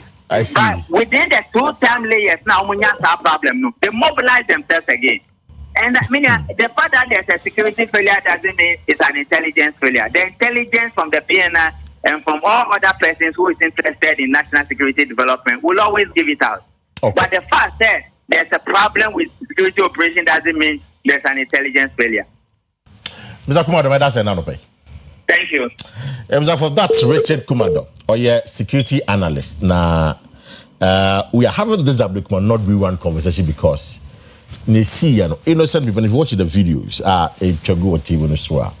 ASFM, I'm not talking about how quick, but generally the security architecture. And also the police for no overlook the security warnings, which I'm struggling to appreciate, as I mentioned, because police for the or some of buying. Then again, also say election, yeah, very done in a way then we should hand it over to the Ghana Police Service to conduct the election. This is the first time I'm hearing such a suggestion in the country, but that is his view anyway. Do you agree? Say going forward, maybe police for the police for the or maybe it is too short a time, but going forward in any subsequent election, you have police for. Now I'm on conducting elections now. Well, Anopedia, we want to have that conversation about protecting the ballot and the people. God willing, Yamiaduma also a bit me a year Akoba election, and of course, we also talk about a year Papa Kufo. Then some Kakawa can within the NPP say almost sideline, looking at the man of his stature and how far he has come within politics, not part in the sideline, the man is lamenting. He's a bit bitter. It's a party that in the scene change. The party's delegate conference so we can talk about all of that. So it's a gamut of issues and I come on some and they're out of paper. What do you say about Facebook or your part TV on Facebook, like a page in the come and go by kindly amount. And I say be a front line now. Then they join a conversation with your thoughts. Another pay I have with me a Colin Sa or your NPP regional communication team member. And of course, or some child account and can Moscow and Cabana and Bianca or Chama dear was school, but I'm not. Collins, Akaba. Parker. Yeah, never show with Yabo. Who are them? Say, I don't know those, and I say, Unya experience, Kakrabi, and then actually Kakrabi at the camp, Abrabon, or the camp, Yamson, and then on Paiba Obama. I think, say, you're good to go. Right. Until I don't know Providence, and the Providence from above. And one that's I said, Isa Abdul Salam. Oye CPP Ashanti Region Secretary or waha another pay. Salam Akwa. Anyway, Michelle Nache. By Shat. Yeah, let's say. Beyond the Dean. Inshallah. Na CPP of course. Ja entimun kan. O ya dakakra. Madakakra. Mo party nada. Eh. CPP. O madakakra mu ya ne matianka. O mada. Wow. No me say the make bia me twonto wonu say na. O say na make you twonto. It is not say mother. Wonu say. So I don't say mother. O ye ni kum ni ada. Monikum and a mother. Say ya ne e be so. It's mo ya election time 2020. I don't know. But that time of 24 me ya ne bia. Let's say na mo ya no. 20 no masara. Hey, vote for CPP. Na sa kosa. No masara. In this identity. As a political for diagro. No. You na serious. You say you gonna for diagro. See for me serious. Obawi. Oh, really? So why do you still belong to the party? I belong to the party because I believe there will be change. Oh, you believe there will be change? Changes. That's what keeps me in the party. Else I would have quit. Because they are not serious, that's what party means. Then someone can easily conclude, say, Salam, what's when you're serious? No. I'm talking about leadership, not the party. Okay. And the leadership when you're serious. If we be our election, I have more than 4 million votes. He's thinking about, say, next year, I'll be a friend, say, Congress, I in leadership. Yeah, before we go election, not all from national to grassroots to be a mandate. So up to now, you're not thinking about how to organize polling stations, constituency, region. Only you know, na dabe no baby. Who are we 50,000 grand election? Only you know how to organize yourself. We be 4 million. Or reorganization. So we are not sure. I see. Wait there. You see from the horses on mouth, right? And you've been there or no room or see leadership and no mean serious, you know. But I still believe there's hope. Say Salam, let me start with you. What's a security analyst? Yes. I don't know if you have some when you're security expert, but Do you agree with him with his submission? Say probably election or say even the police for no more conducting my answer peace about and or say we shouldn't blame the police but rather the politicians. Oh man, cause trouble though. And we shouldn't blame the police.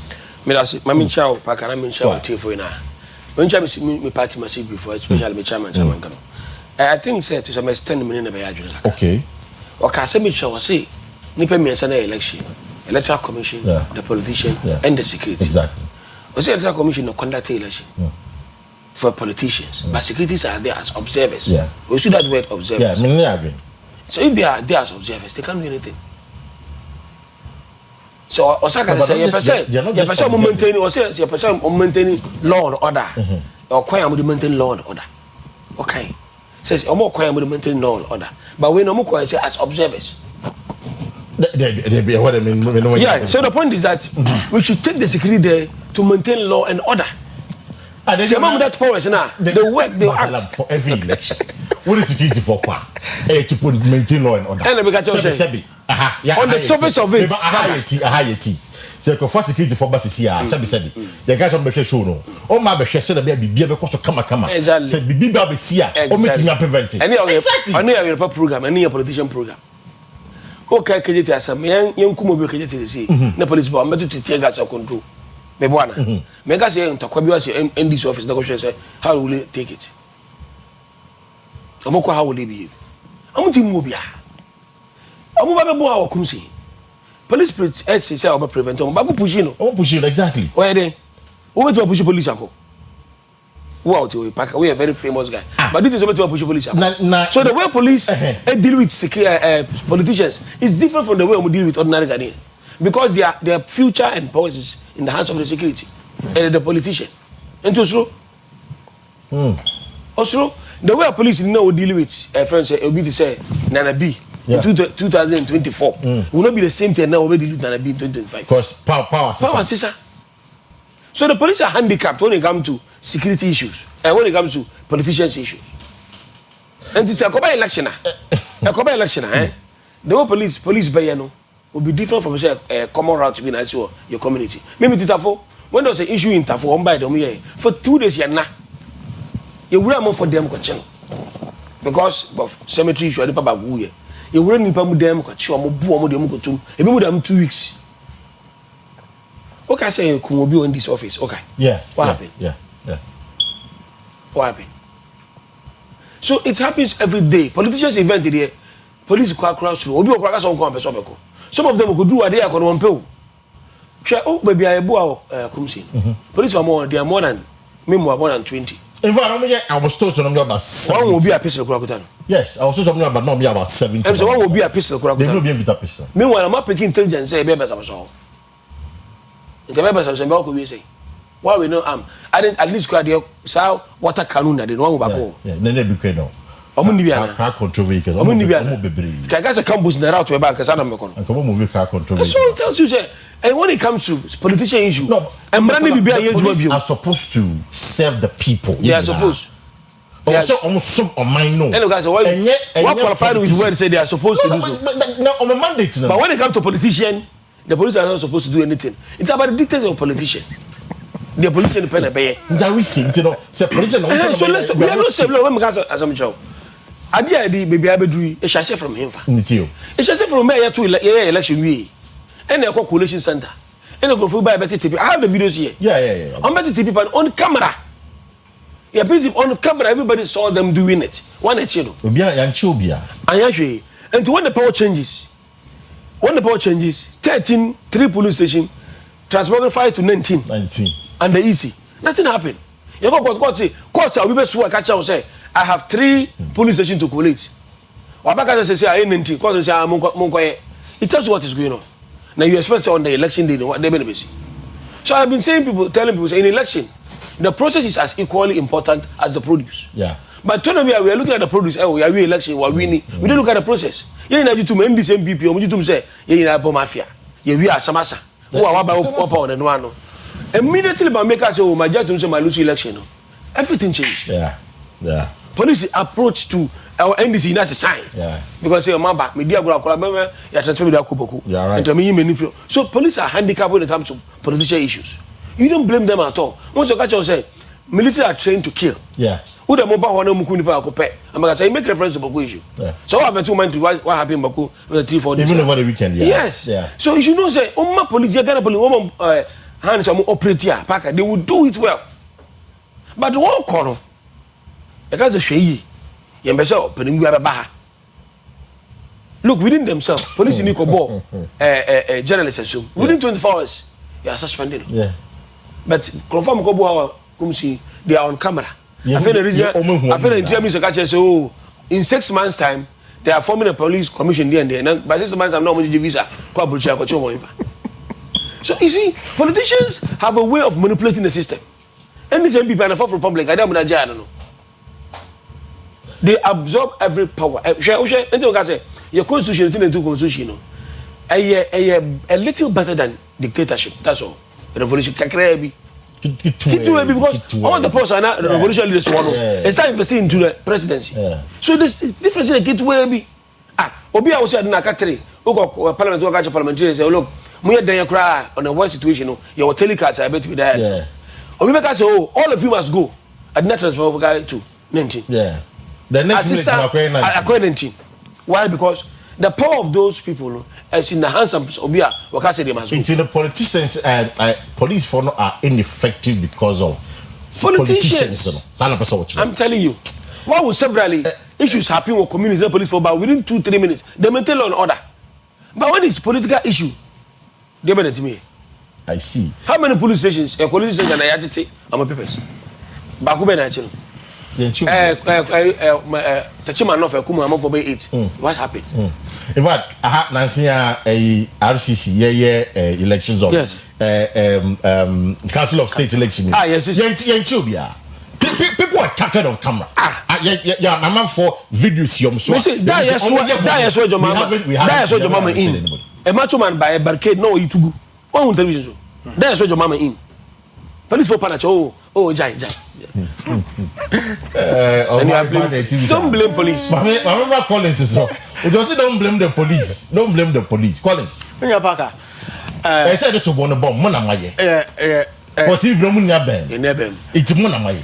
And I'm all police for you. I'm saying, when you salam, say politicians, one can say MPP. But I for the public, politicians. Largely, I agree with a lot of things that Minya Salam kind. Of course, and a little part of what the security analyst said. Wow. But before I get to that, and take the opportunity and fancha a team for more, I might take your time and party officials from regional, the court national.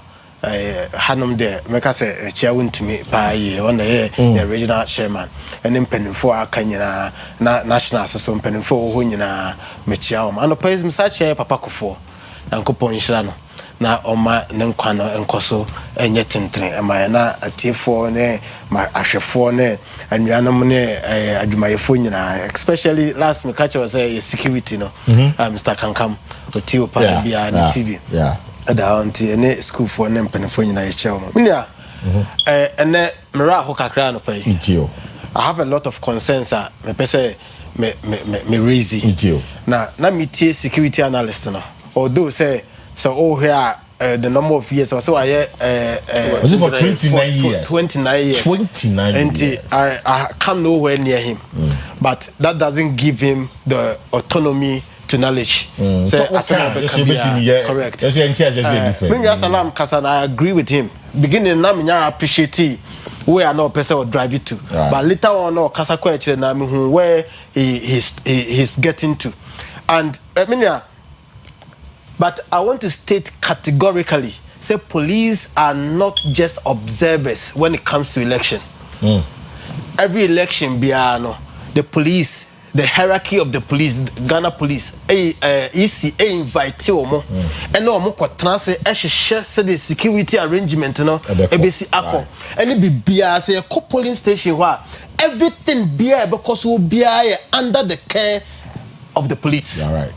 And I disagree strongly with the analyst because I'm say police are just observers. Police are being observers. Yes. They're also to maintain law. What is the work of the police under the Constitution of Ghana? They are there to protect, safeguard the Constitution of Ghana. And then to catch them say police are observers. And then I call election, they are police for Nkoda. Ballot boxes in Kotiso. Say never way cause to their near who's it is supposed to go on because you need security. What is the meaning of security? Security was over and never that is the job of the police. And I'm so happy you asked me a question. Say, see, some security see another amount for your protester. The police for you invite almost say I provide the security and as a guard and for more protesters now. Your bow has a never be a cobonia. What do? They stop the illegal activities because that is their duty. That is their work. And you cannot tell me say police are just observers because polling station they have the power to arrest. We are voting within Ghana. The polling agents are Ghanaians, the voters are Ghanaians, the politicians are Ghanaians. But when say they are politicians because they are afraid. Say be arresting people. For that one, then now police baby because politicians they are not going anywhere. So police intimate arrest a politician now. And then I police for me to wire there. The president and appointed IGP. That is why I agree with the section of Ghanaians. Perpetrators in illegal activities were cooked in the seat of government. Oh, I see. Because so analysts were implicating government more because I see they picked intelligence. 2 days before, a day before, some people will come around and they overlook because it will be in their favor. Seriously, I this for a government in by all means possible, and it is a more picking intelligence. They just have to tell the police, hey, say, who say young crop for the bahonoma? What bet chino you be you ready? I agree with a certain section of Ghanaians John Mahama and NDC from penny for government. Are aware? Is it fair to also say that I also was what it was cooked from the seat of government? Is it also fair to say that? Because now okay, most of some time young Chiobiao. In fact, in your case, you cried here at the start of the year. Kumasi here, Movigilante boys, Ebu right court them. Eko yi omunkofo no mu stand trial. Am a pregnant judge or T akwema ODS and odwane ya chubia. Is it also fair to say Sana man amusumu ye in Yano who was proof on the seat of government? So is it also not true, sir? At the time I didn't see an NDC for Ebobo era Nanado to say on an yes idea. Is it not true? Of course, it's someone. And this is for several conferences. It would you see the funny thing is that immediately because we are then we talk of Ayawa so where's we go? But we forget to talk about Talensi. We forget to talk about Akotia. We forget to talk about conversation this morning. What I say? We forget to talk about all those things. Minya, Sanama way, Bessie, and Yana, real Fisanama way, and then I said the Ayawa so was we going issue, no, yeah, that's sorry, you'll be so Diana see, it came out of nothing. But you had opportunity. So if it happened first, it happened second, it happened third, it happened fourth. You had the opportunity to have stopped it. You had a golden opportunity. By arresting the people on the side, Nankende, and this is for the AIE. Nanka will have a justification. Say, oh, MPP, no chairman for bed 10 good. In gender, the best ship President Mahama. So no chairman for bed 10 good. Let me see, you don't have the moral right to sell all those. And this is forcing any moral rights. We can talk about 4 of them. Talents in issues here, your parties that time in the then NDC chairman. Yachitu and the second one come open in Google says yeah. Your NDC women organizer would check out fine MPP. Right. Supporters him. Ayawaso was the first time MPP stood for themselves. Akotia, I think it started from Atiwa was the first time MPP stood for themselves because you said police are incapable of protecting us. No more money corner, you'll be mammy, and you've been papa, and you've been awful, and you've been munyamo. And it is all catch them say, Yaboom 1, Yaboom 2, Yaboom 3, Yaboom 4. Maintenant as a political party because I believe in democracy. Minya, see, come we are catch and say Yansa womb trim. Yanko Pombe to my catch say obedi 100 years. So but one for Yansa so obedi 2 years no. I didn't see more police for more empower. More politicians, more empower police force. Do we have to say the right thing? Because if a president tells a policeman that see, I don't care whose ox is God. Say me nipo opposition nipo na bedin say muna munchina. Don't you think say police will make money? Hasn't there been several times that politicians about and Trabecas will be a bonny and munchina so yenchina? Police for it is not the government and the police for power. It is the constitution of Ghana. That same constitution, the politician in the power. No, that same constitution, the police in the power. And then to say you so your IGP. I mean, some kind of simple, a larger and far wider than what institutions in the can was known. And the I have the issue, sir, a police. Penino, the first gentleman in the police service, IGP, a government, I have issues with it because there will be some little allegiance. Yeah, Penino, Ebenya, they are the sitting government.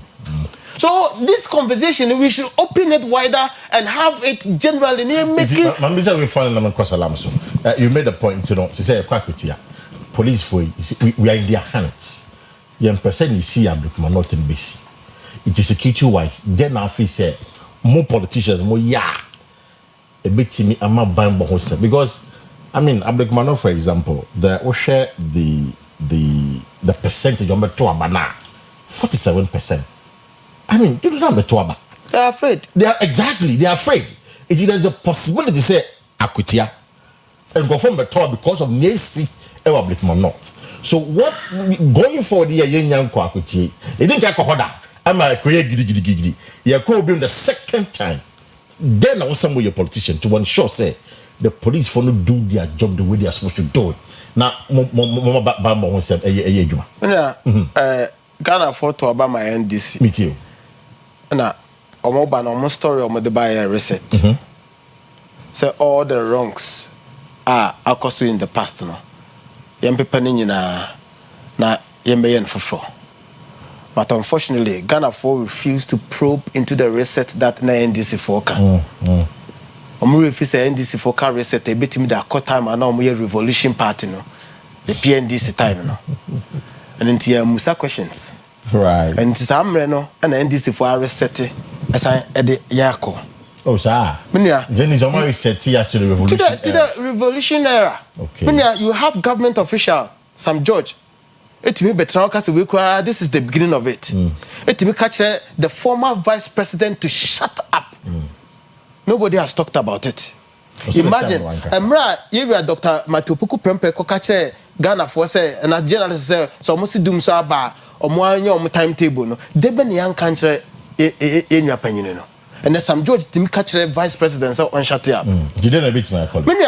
They bit my and say.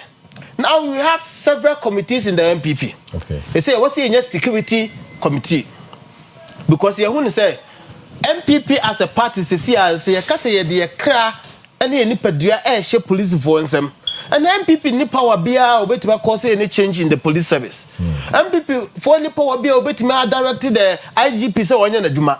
MPP for any power be say bet me catch police be say or arrest somebody. The only thing that we can do, I can do as a political party bit my and say you boy hoban and inti so won crofo yes so you nipa and yan punching for me MPP one fast security in share police force that bit na me wa dey when the TV so into paka yan kind of cross we MPP ni nanka MPP ku asma say na call observe election e wo akwatia na o ka che o say won ko akwa paka mpachon ka beko oh me police for. And the Friday I see back out the police for the. Oh, they say police for. Concerning election, I'm not talking about general policing. I'm not talking about general policing. I am talking about they see Ablekuma. Now no Friday in Cheyu. 2 weeks cry my 1 week cry my into who the police for the concerning election. I'm not talking about general policing. I'm talking about election in Ghana, by election in Ghana. 19 polling stations. They see way and then say catch us MPP for up small say say when you are parker the person who call you observant and I say akotia by election na kona party ni ka se kwa wo de nigye ene receive kra sebe oyere ene o ma akose me ko akotia ba wonti monu aduane si mo mba bidi. I see it mbaba mo ho bai salam then yeah because we are having this security conversation based on what has happened over the weekend. It's an upset about Akutia ANC. According to say, party na some bomb who buy. We don't want security because you don't have trust and believe in the Ghana police service. For you, then officer saying yeah, a bit to me ama Akutia peaceful. I was saying yeah, confidence a bit me right. And say GTM say bit me there. You should all forgo our personal interest. Right. Then go to what the law says. If a police responsibility, I mean, you can say, observers, name of you're part and parcel of the election, they are in charge of security. Yeah, your mom, your mujuma as a security, mom, your mujuma as observers. So, me, you as security. Your IGP, the commandant, the Umbay minister, be an politician, minister, some more far and some more far. Yeah, I'm your mom orders will be with channel, handcuff for the vote to come for the politician detain. If you give them that green light, Akutia will be safe. Akutia, because the police exhibit say by the time I could declare seat vacant, now 30 days for election, or mathematics for the Omako tomorrow. It will serve as deterrent for others, say, police necessary, and I say, police patrol. And then so my confidence says, police necessary, I'm being much. But say, Johnny say, yeah, Copima Akutia. Let us show who be a free man by there. Then nobody say. Minister, we instructed the IGP, the police, and say, they cut the interior minister. Say, I want to teach your mom yesterday. You have no, Miniji. Only a two committee. I also was two committee. I'm making recommendations. Yes. I'm fine, Juma. The minister order. Yes. Look, a two committee. I'm a mafia month for spend this card for almost 1 month. I make a recommendation. As you go money double or never at home. Now, some say to the police manchine, Mahuna and China Mende. Where do I tell before committee you? Your penanca or why and Chino. Let the recommendation and Chinazo. Now we are never know police investigation. Say what's so investigation. Say Muntaka. No, Muntaka. Where I'm senior. I know him before. Way back in 1995 when I was in secondary school. Okay. We're one of my role models in my education career. But they make kind of say politically the Okano or career may just a fake hope. Joboa or Nada Gara. One shot of more, but Juma. Police need to look, these guys, they are known. They are known, of course, they are known. So he doesn't need to tell the police a guy, and the idea be passed a person to man cadenci. I'm moving a buy. I'm moving Jupiter. I'm moving a buy. I'm moving Ghana. They claim the party members. Now I don't think the police found to control one Mustafa Bandi in Kwabeka sign. Yeah. Mustafa Bandi in Kwabaya, or Timaka, how could you say, could be a so, I'm be a commanding free back. And this is a mobile consortium. I also got Mustafa Bandi say, on Crawford, but he can't do that. And the police guys say, I don't say we are the police for some more confidence as well. You should I just met my chippy in the interior minister bekan say intelligence not security analyst we are sure say interior minister know him because interior minister the intelligence he should be aware of it. National security no him.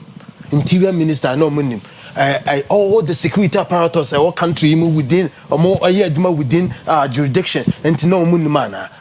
And he said the governance is not about your opinion honorable Muntaka. It goes beyond him.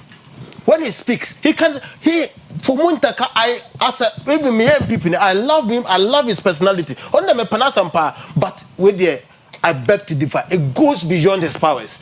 Said the guy, he's just for the cameras. It is just for the cameras. He's just there coming to say something. Say, I've seen the government president Dramani Mahama John. I'm a tweet. Or the vice president has spoken. Minya, sometime I be see you know. Yera Mahama. No one CSOs Akua international community no cry kwa ye and no muko share ko kan name easy. And then the vice president, Sabe, to a vice president. Oh, that's my colleague. With all apologies, no, I'm not trying to insult her. No, the vice president, you're vice president of Ghana. No, I want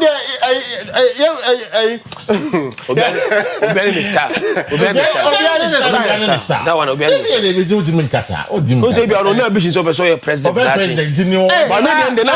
clear of the presidential ambition will approach it different.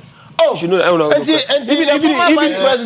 the ministers cry the more presidential ambition, no more approach it different. I'm gonna come and do on Facebook, TikTok, that's the vice president or the vice president. No. When they do it, it's only vice president. That be still the show. No. Or do see that show. Someone your vice president or Ghana obi enfant text me and I'm a best square. Mon can't na made them T as Collins MPP communication and any vice president member. You need an answer. Me you say you will be coming in Jenny. Media back and toss. Okay. Oh, Ghana politician anyway. Salam to them talk the best was. Now I don't pay so that we are looking at the security issue this morning. I did quite Akutia. Senator Parliament is yet to communicate to the Electoral Commission. Said there's a vacancy. Per the law, no. So Parliament communicated to the Electoral Commission. So, oh, there's a vacancy. It's a year by election. On the day of receipt of a year communication, 60 days, within 60 days, they say to me, conducted by election. That is 2 months, they say to me, conducted by election. So, you're sure we say you are in July, quarter by end of August, early September. By election should happen. Akutia, but you shall how a bind by one Semba Yajuma. Oh, GGO police must say, you have a quackity, or meets that boy a hobby. And as officer, probably, as the parties are saying, oh, yeah, but some of what is going to be the future of this country? And I say, good, and the bind by one Semba, they can't want to and on the pay, you have a thought to share with me.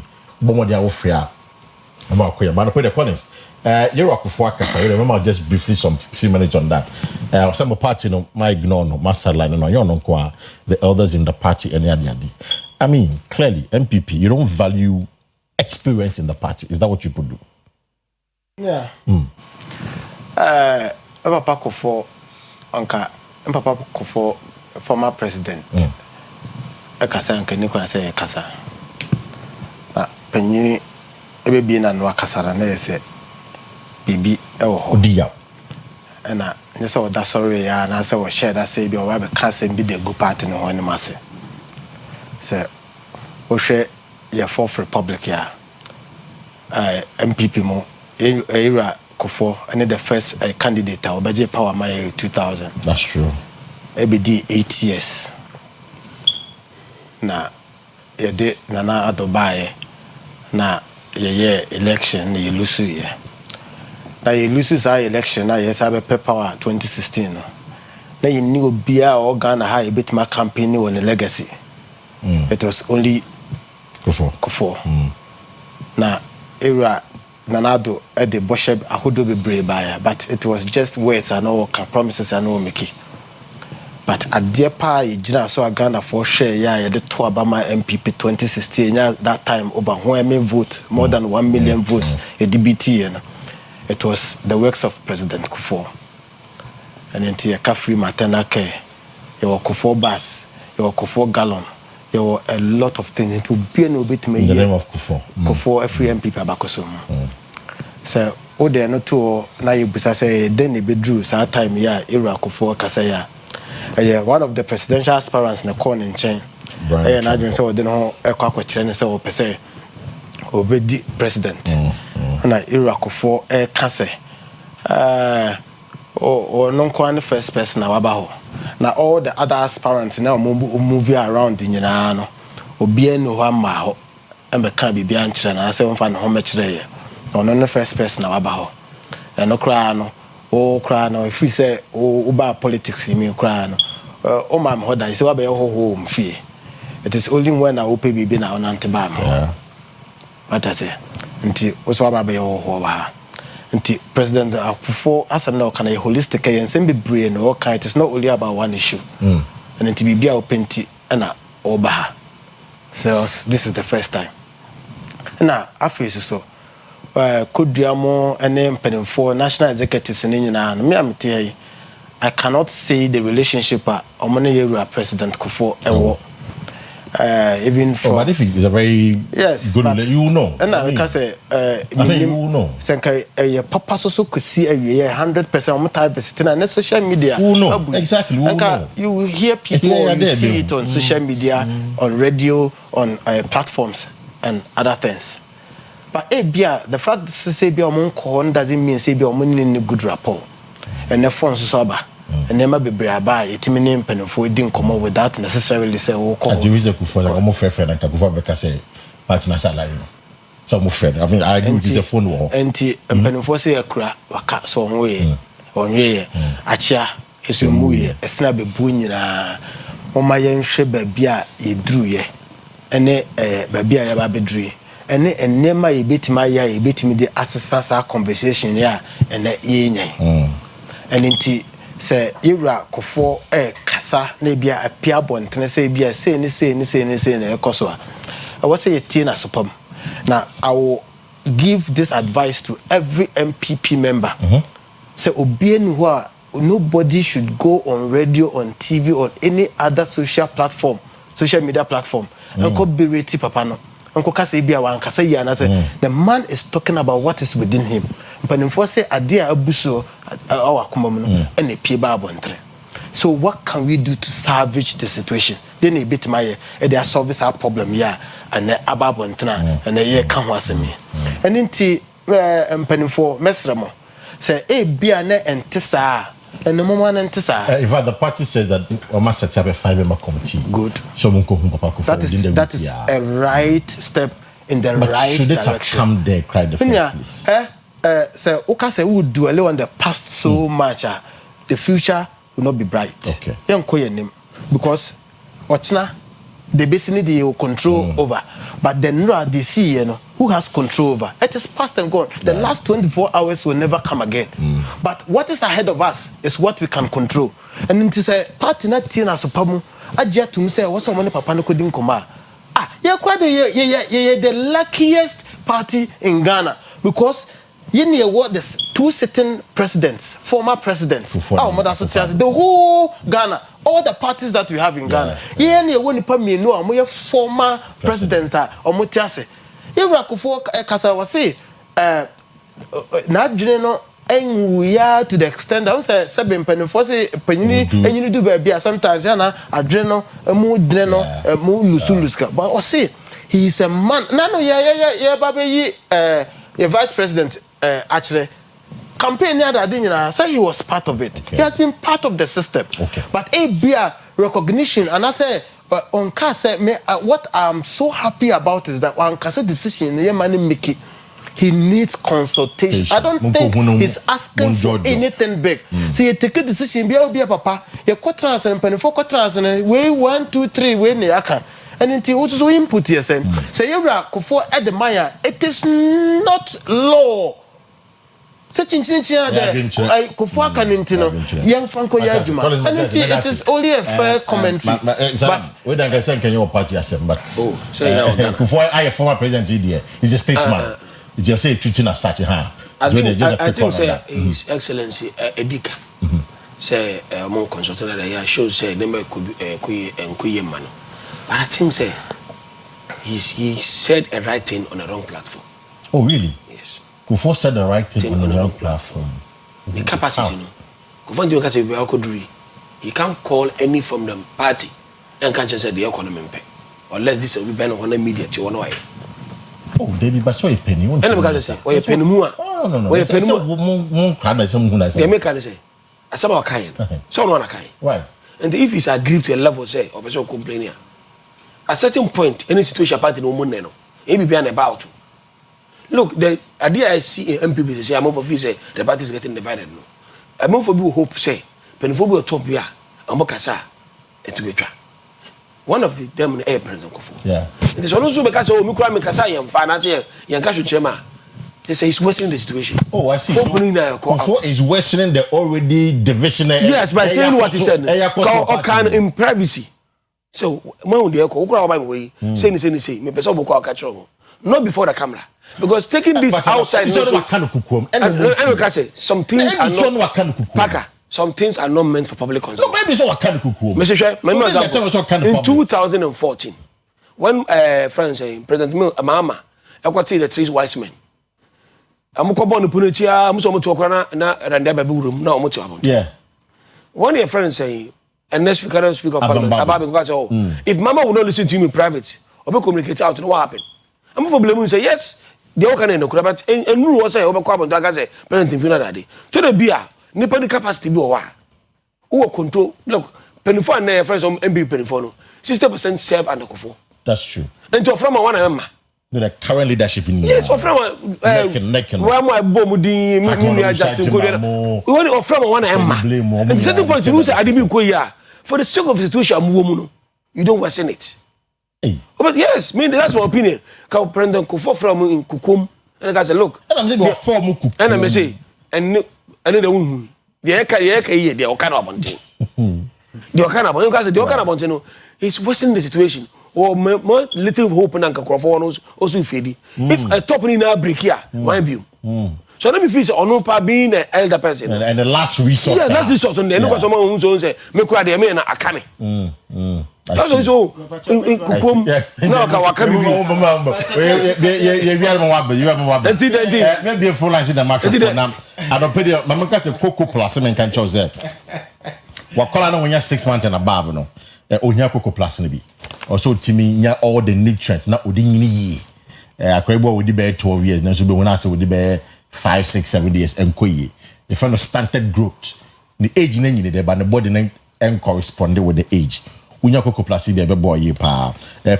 Once a shape for goodness to you, and an enquire mix it. Now, when the cocoa crab in your man, not just a pack one them. Cocoa plus on the pay on 0501 576589.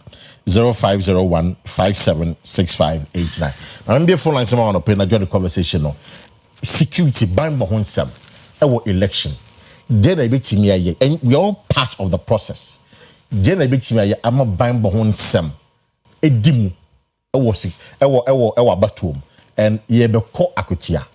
Then I bet me a police for the title. Then a police for the yes and a baya bind behind some edimu akutia. Numbers to call 059 94 192409 0594 192409 and 032 497 264. These are the numbers to call and not to pay. Then join the conversation with your thought. I'm just seeing another statement from the presidency. Yeah, hello, good morning. Good morning, Minia Paka. Wilson, incoming President Baba de Diabo Cordier. Yamadum SK Bolas of your boss, SK Michiano pay. Major was so far of Wasi Coffee Kumpe, Anamika free. Onda Paka, Unuzami MVP Nipa. Unumusa. Minim pa, Miss MVP, minim. But NDC in our to my penance and papa. But CP, NDC, CP, me feel NDC in the Casa Papa. Miss CP.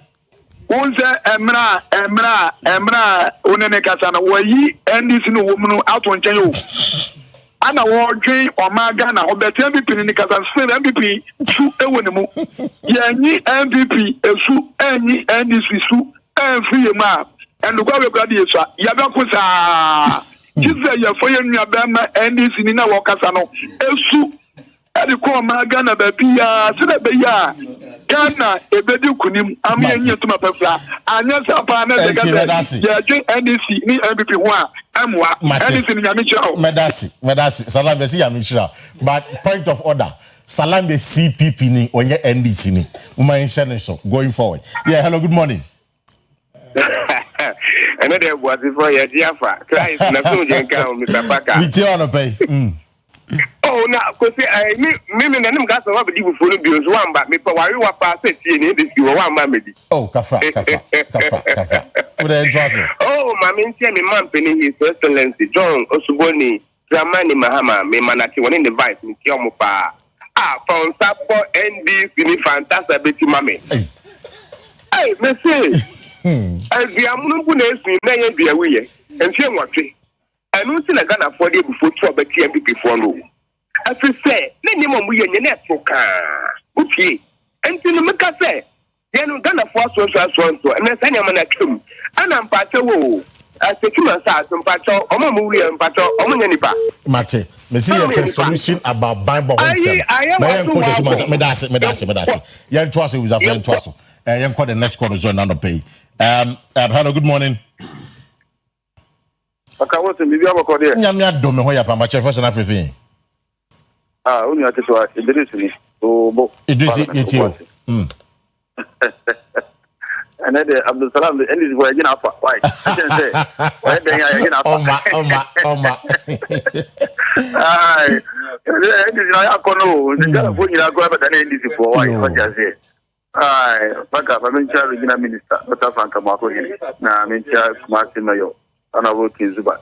You should have Papa.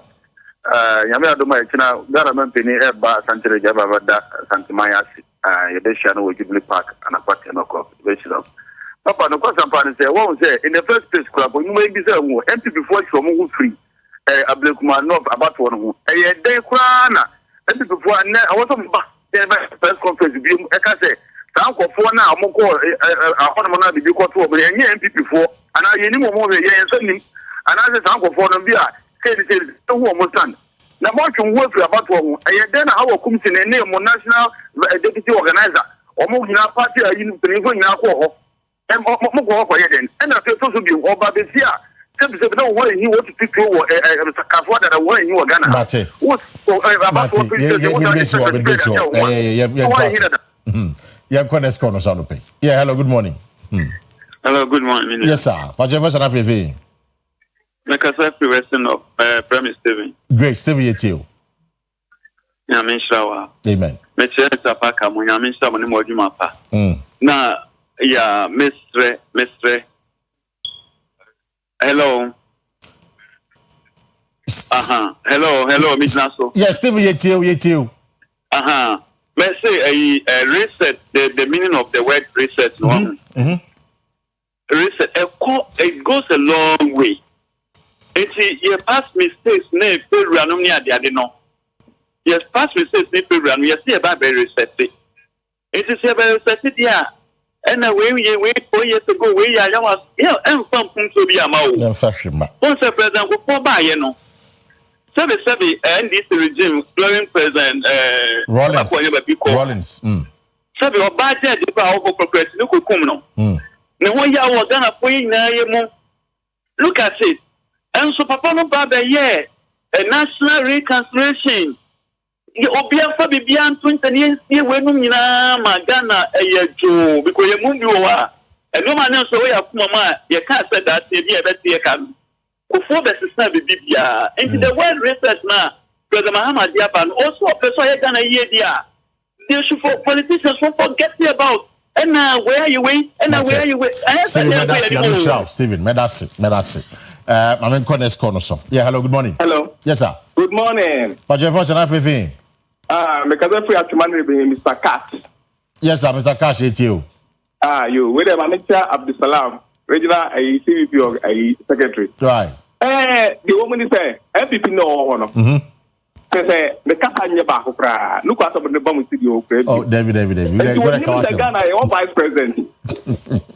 When Mr. Ghana, your vice president. No, he was being mischievous. Many MPP will be the one who was that's not kind of. And I'm saying to my guy. Hey, bra. Hey, bra.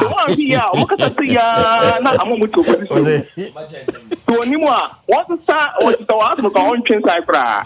Mate, vice president. Mate, I think we're just being mischievous. I mean, or yes, I don't know. My last one, I know important. Hello, good morning. Hello. Yes, sir. But your first and everything. But I'm from Prince, the first thing. Okay, Prince, it's you. But Meso media no can say if I is street in some. I think say they say me share videos are not trendy around me. Say Ghana is street when it comes to election. Into going forward, and say I'm pretty dear now for one. I bet I say for 12 o'clock. Percentage of me and nobody because if you say any penny, because you should be do not be good, not police need now no sound no good. Or in certain no sound of no opportunity good. Police need now need teacher with no option. In that thing that they are not city analysis and I think it's true. Because now they are think the election never please for no conduct. Like home conduct home. What in the yard, you know? Because politicians ask the police for because I think Sina says, yeah, I mean, no be police and police never to swear. A point of the first so I different than said the best elections. Prince Medasi no pay, Medo BBRC. I'm sure a lot of people are trying to call. I had phone calls in the base of fan. Now there is a statement about CCR. I mean, came out briefly. Now it has nothing to do with Abdulkman North issues in the day, but then the President John Mahama, we are told by Felix Sir, he's directed a cancellation of payment of fuel allowances and allocation of fuel to all political opponents. It's in your kind of say government appointees and political appointees, and even political opponents and more fuel allowance and fuel coupons, Oman say with him. When you say one I do will seek a better hour there until you talk about Somia. Now, why would you seek a to fuel? I abanisana a quintu basano if you may jai. Be fair, I could trump now, baby. And I'm the man falling tea. No fear crack. I'll call for dear Quataka Chimpana weekend. There be, says, yeah, a bank say, while your political appointee, one casa, over Towadi, you'd be so. I'm a cosa was it while withdraw Ubiasu security, as in government appointees, Dada, any and Ubia, Nadia, and Yabiano, ye security nephew, where Yaje. Well, we draw security. Aye. And the MP for that phone ministers are that.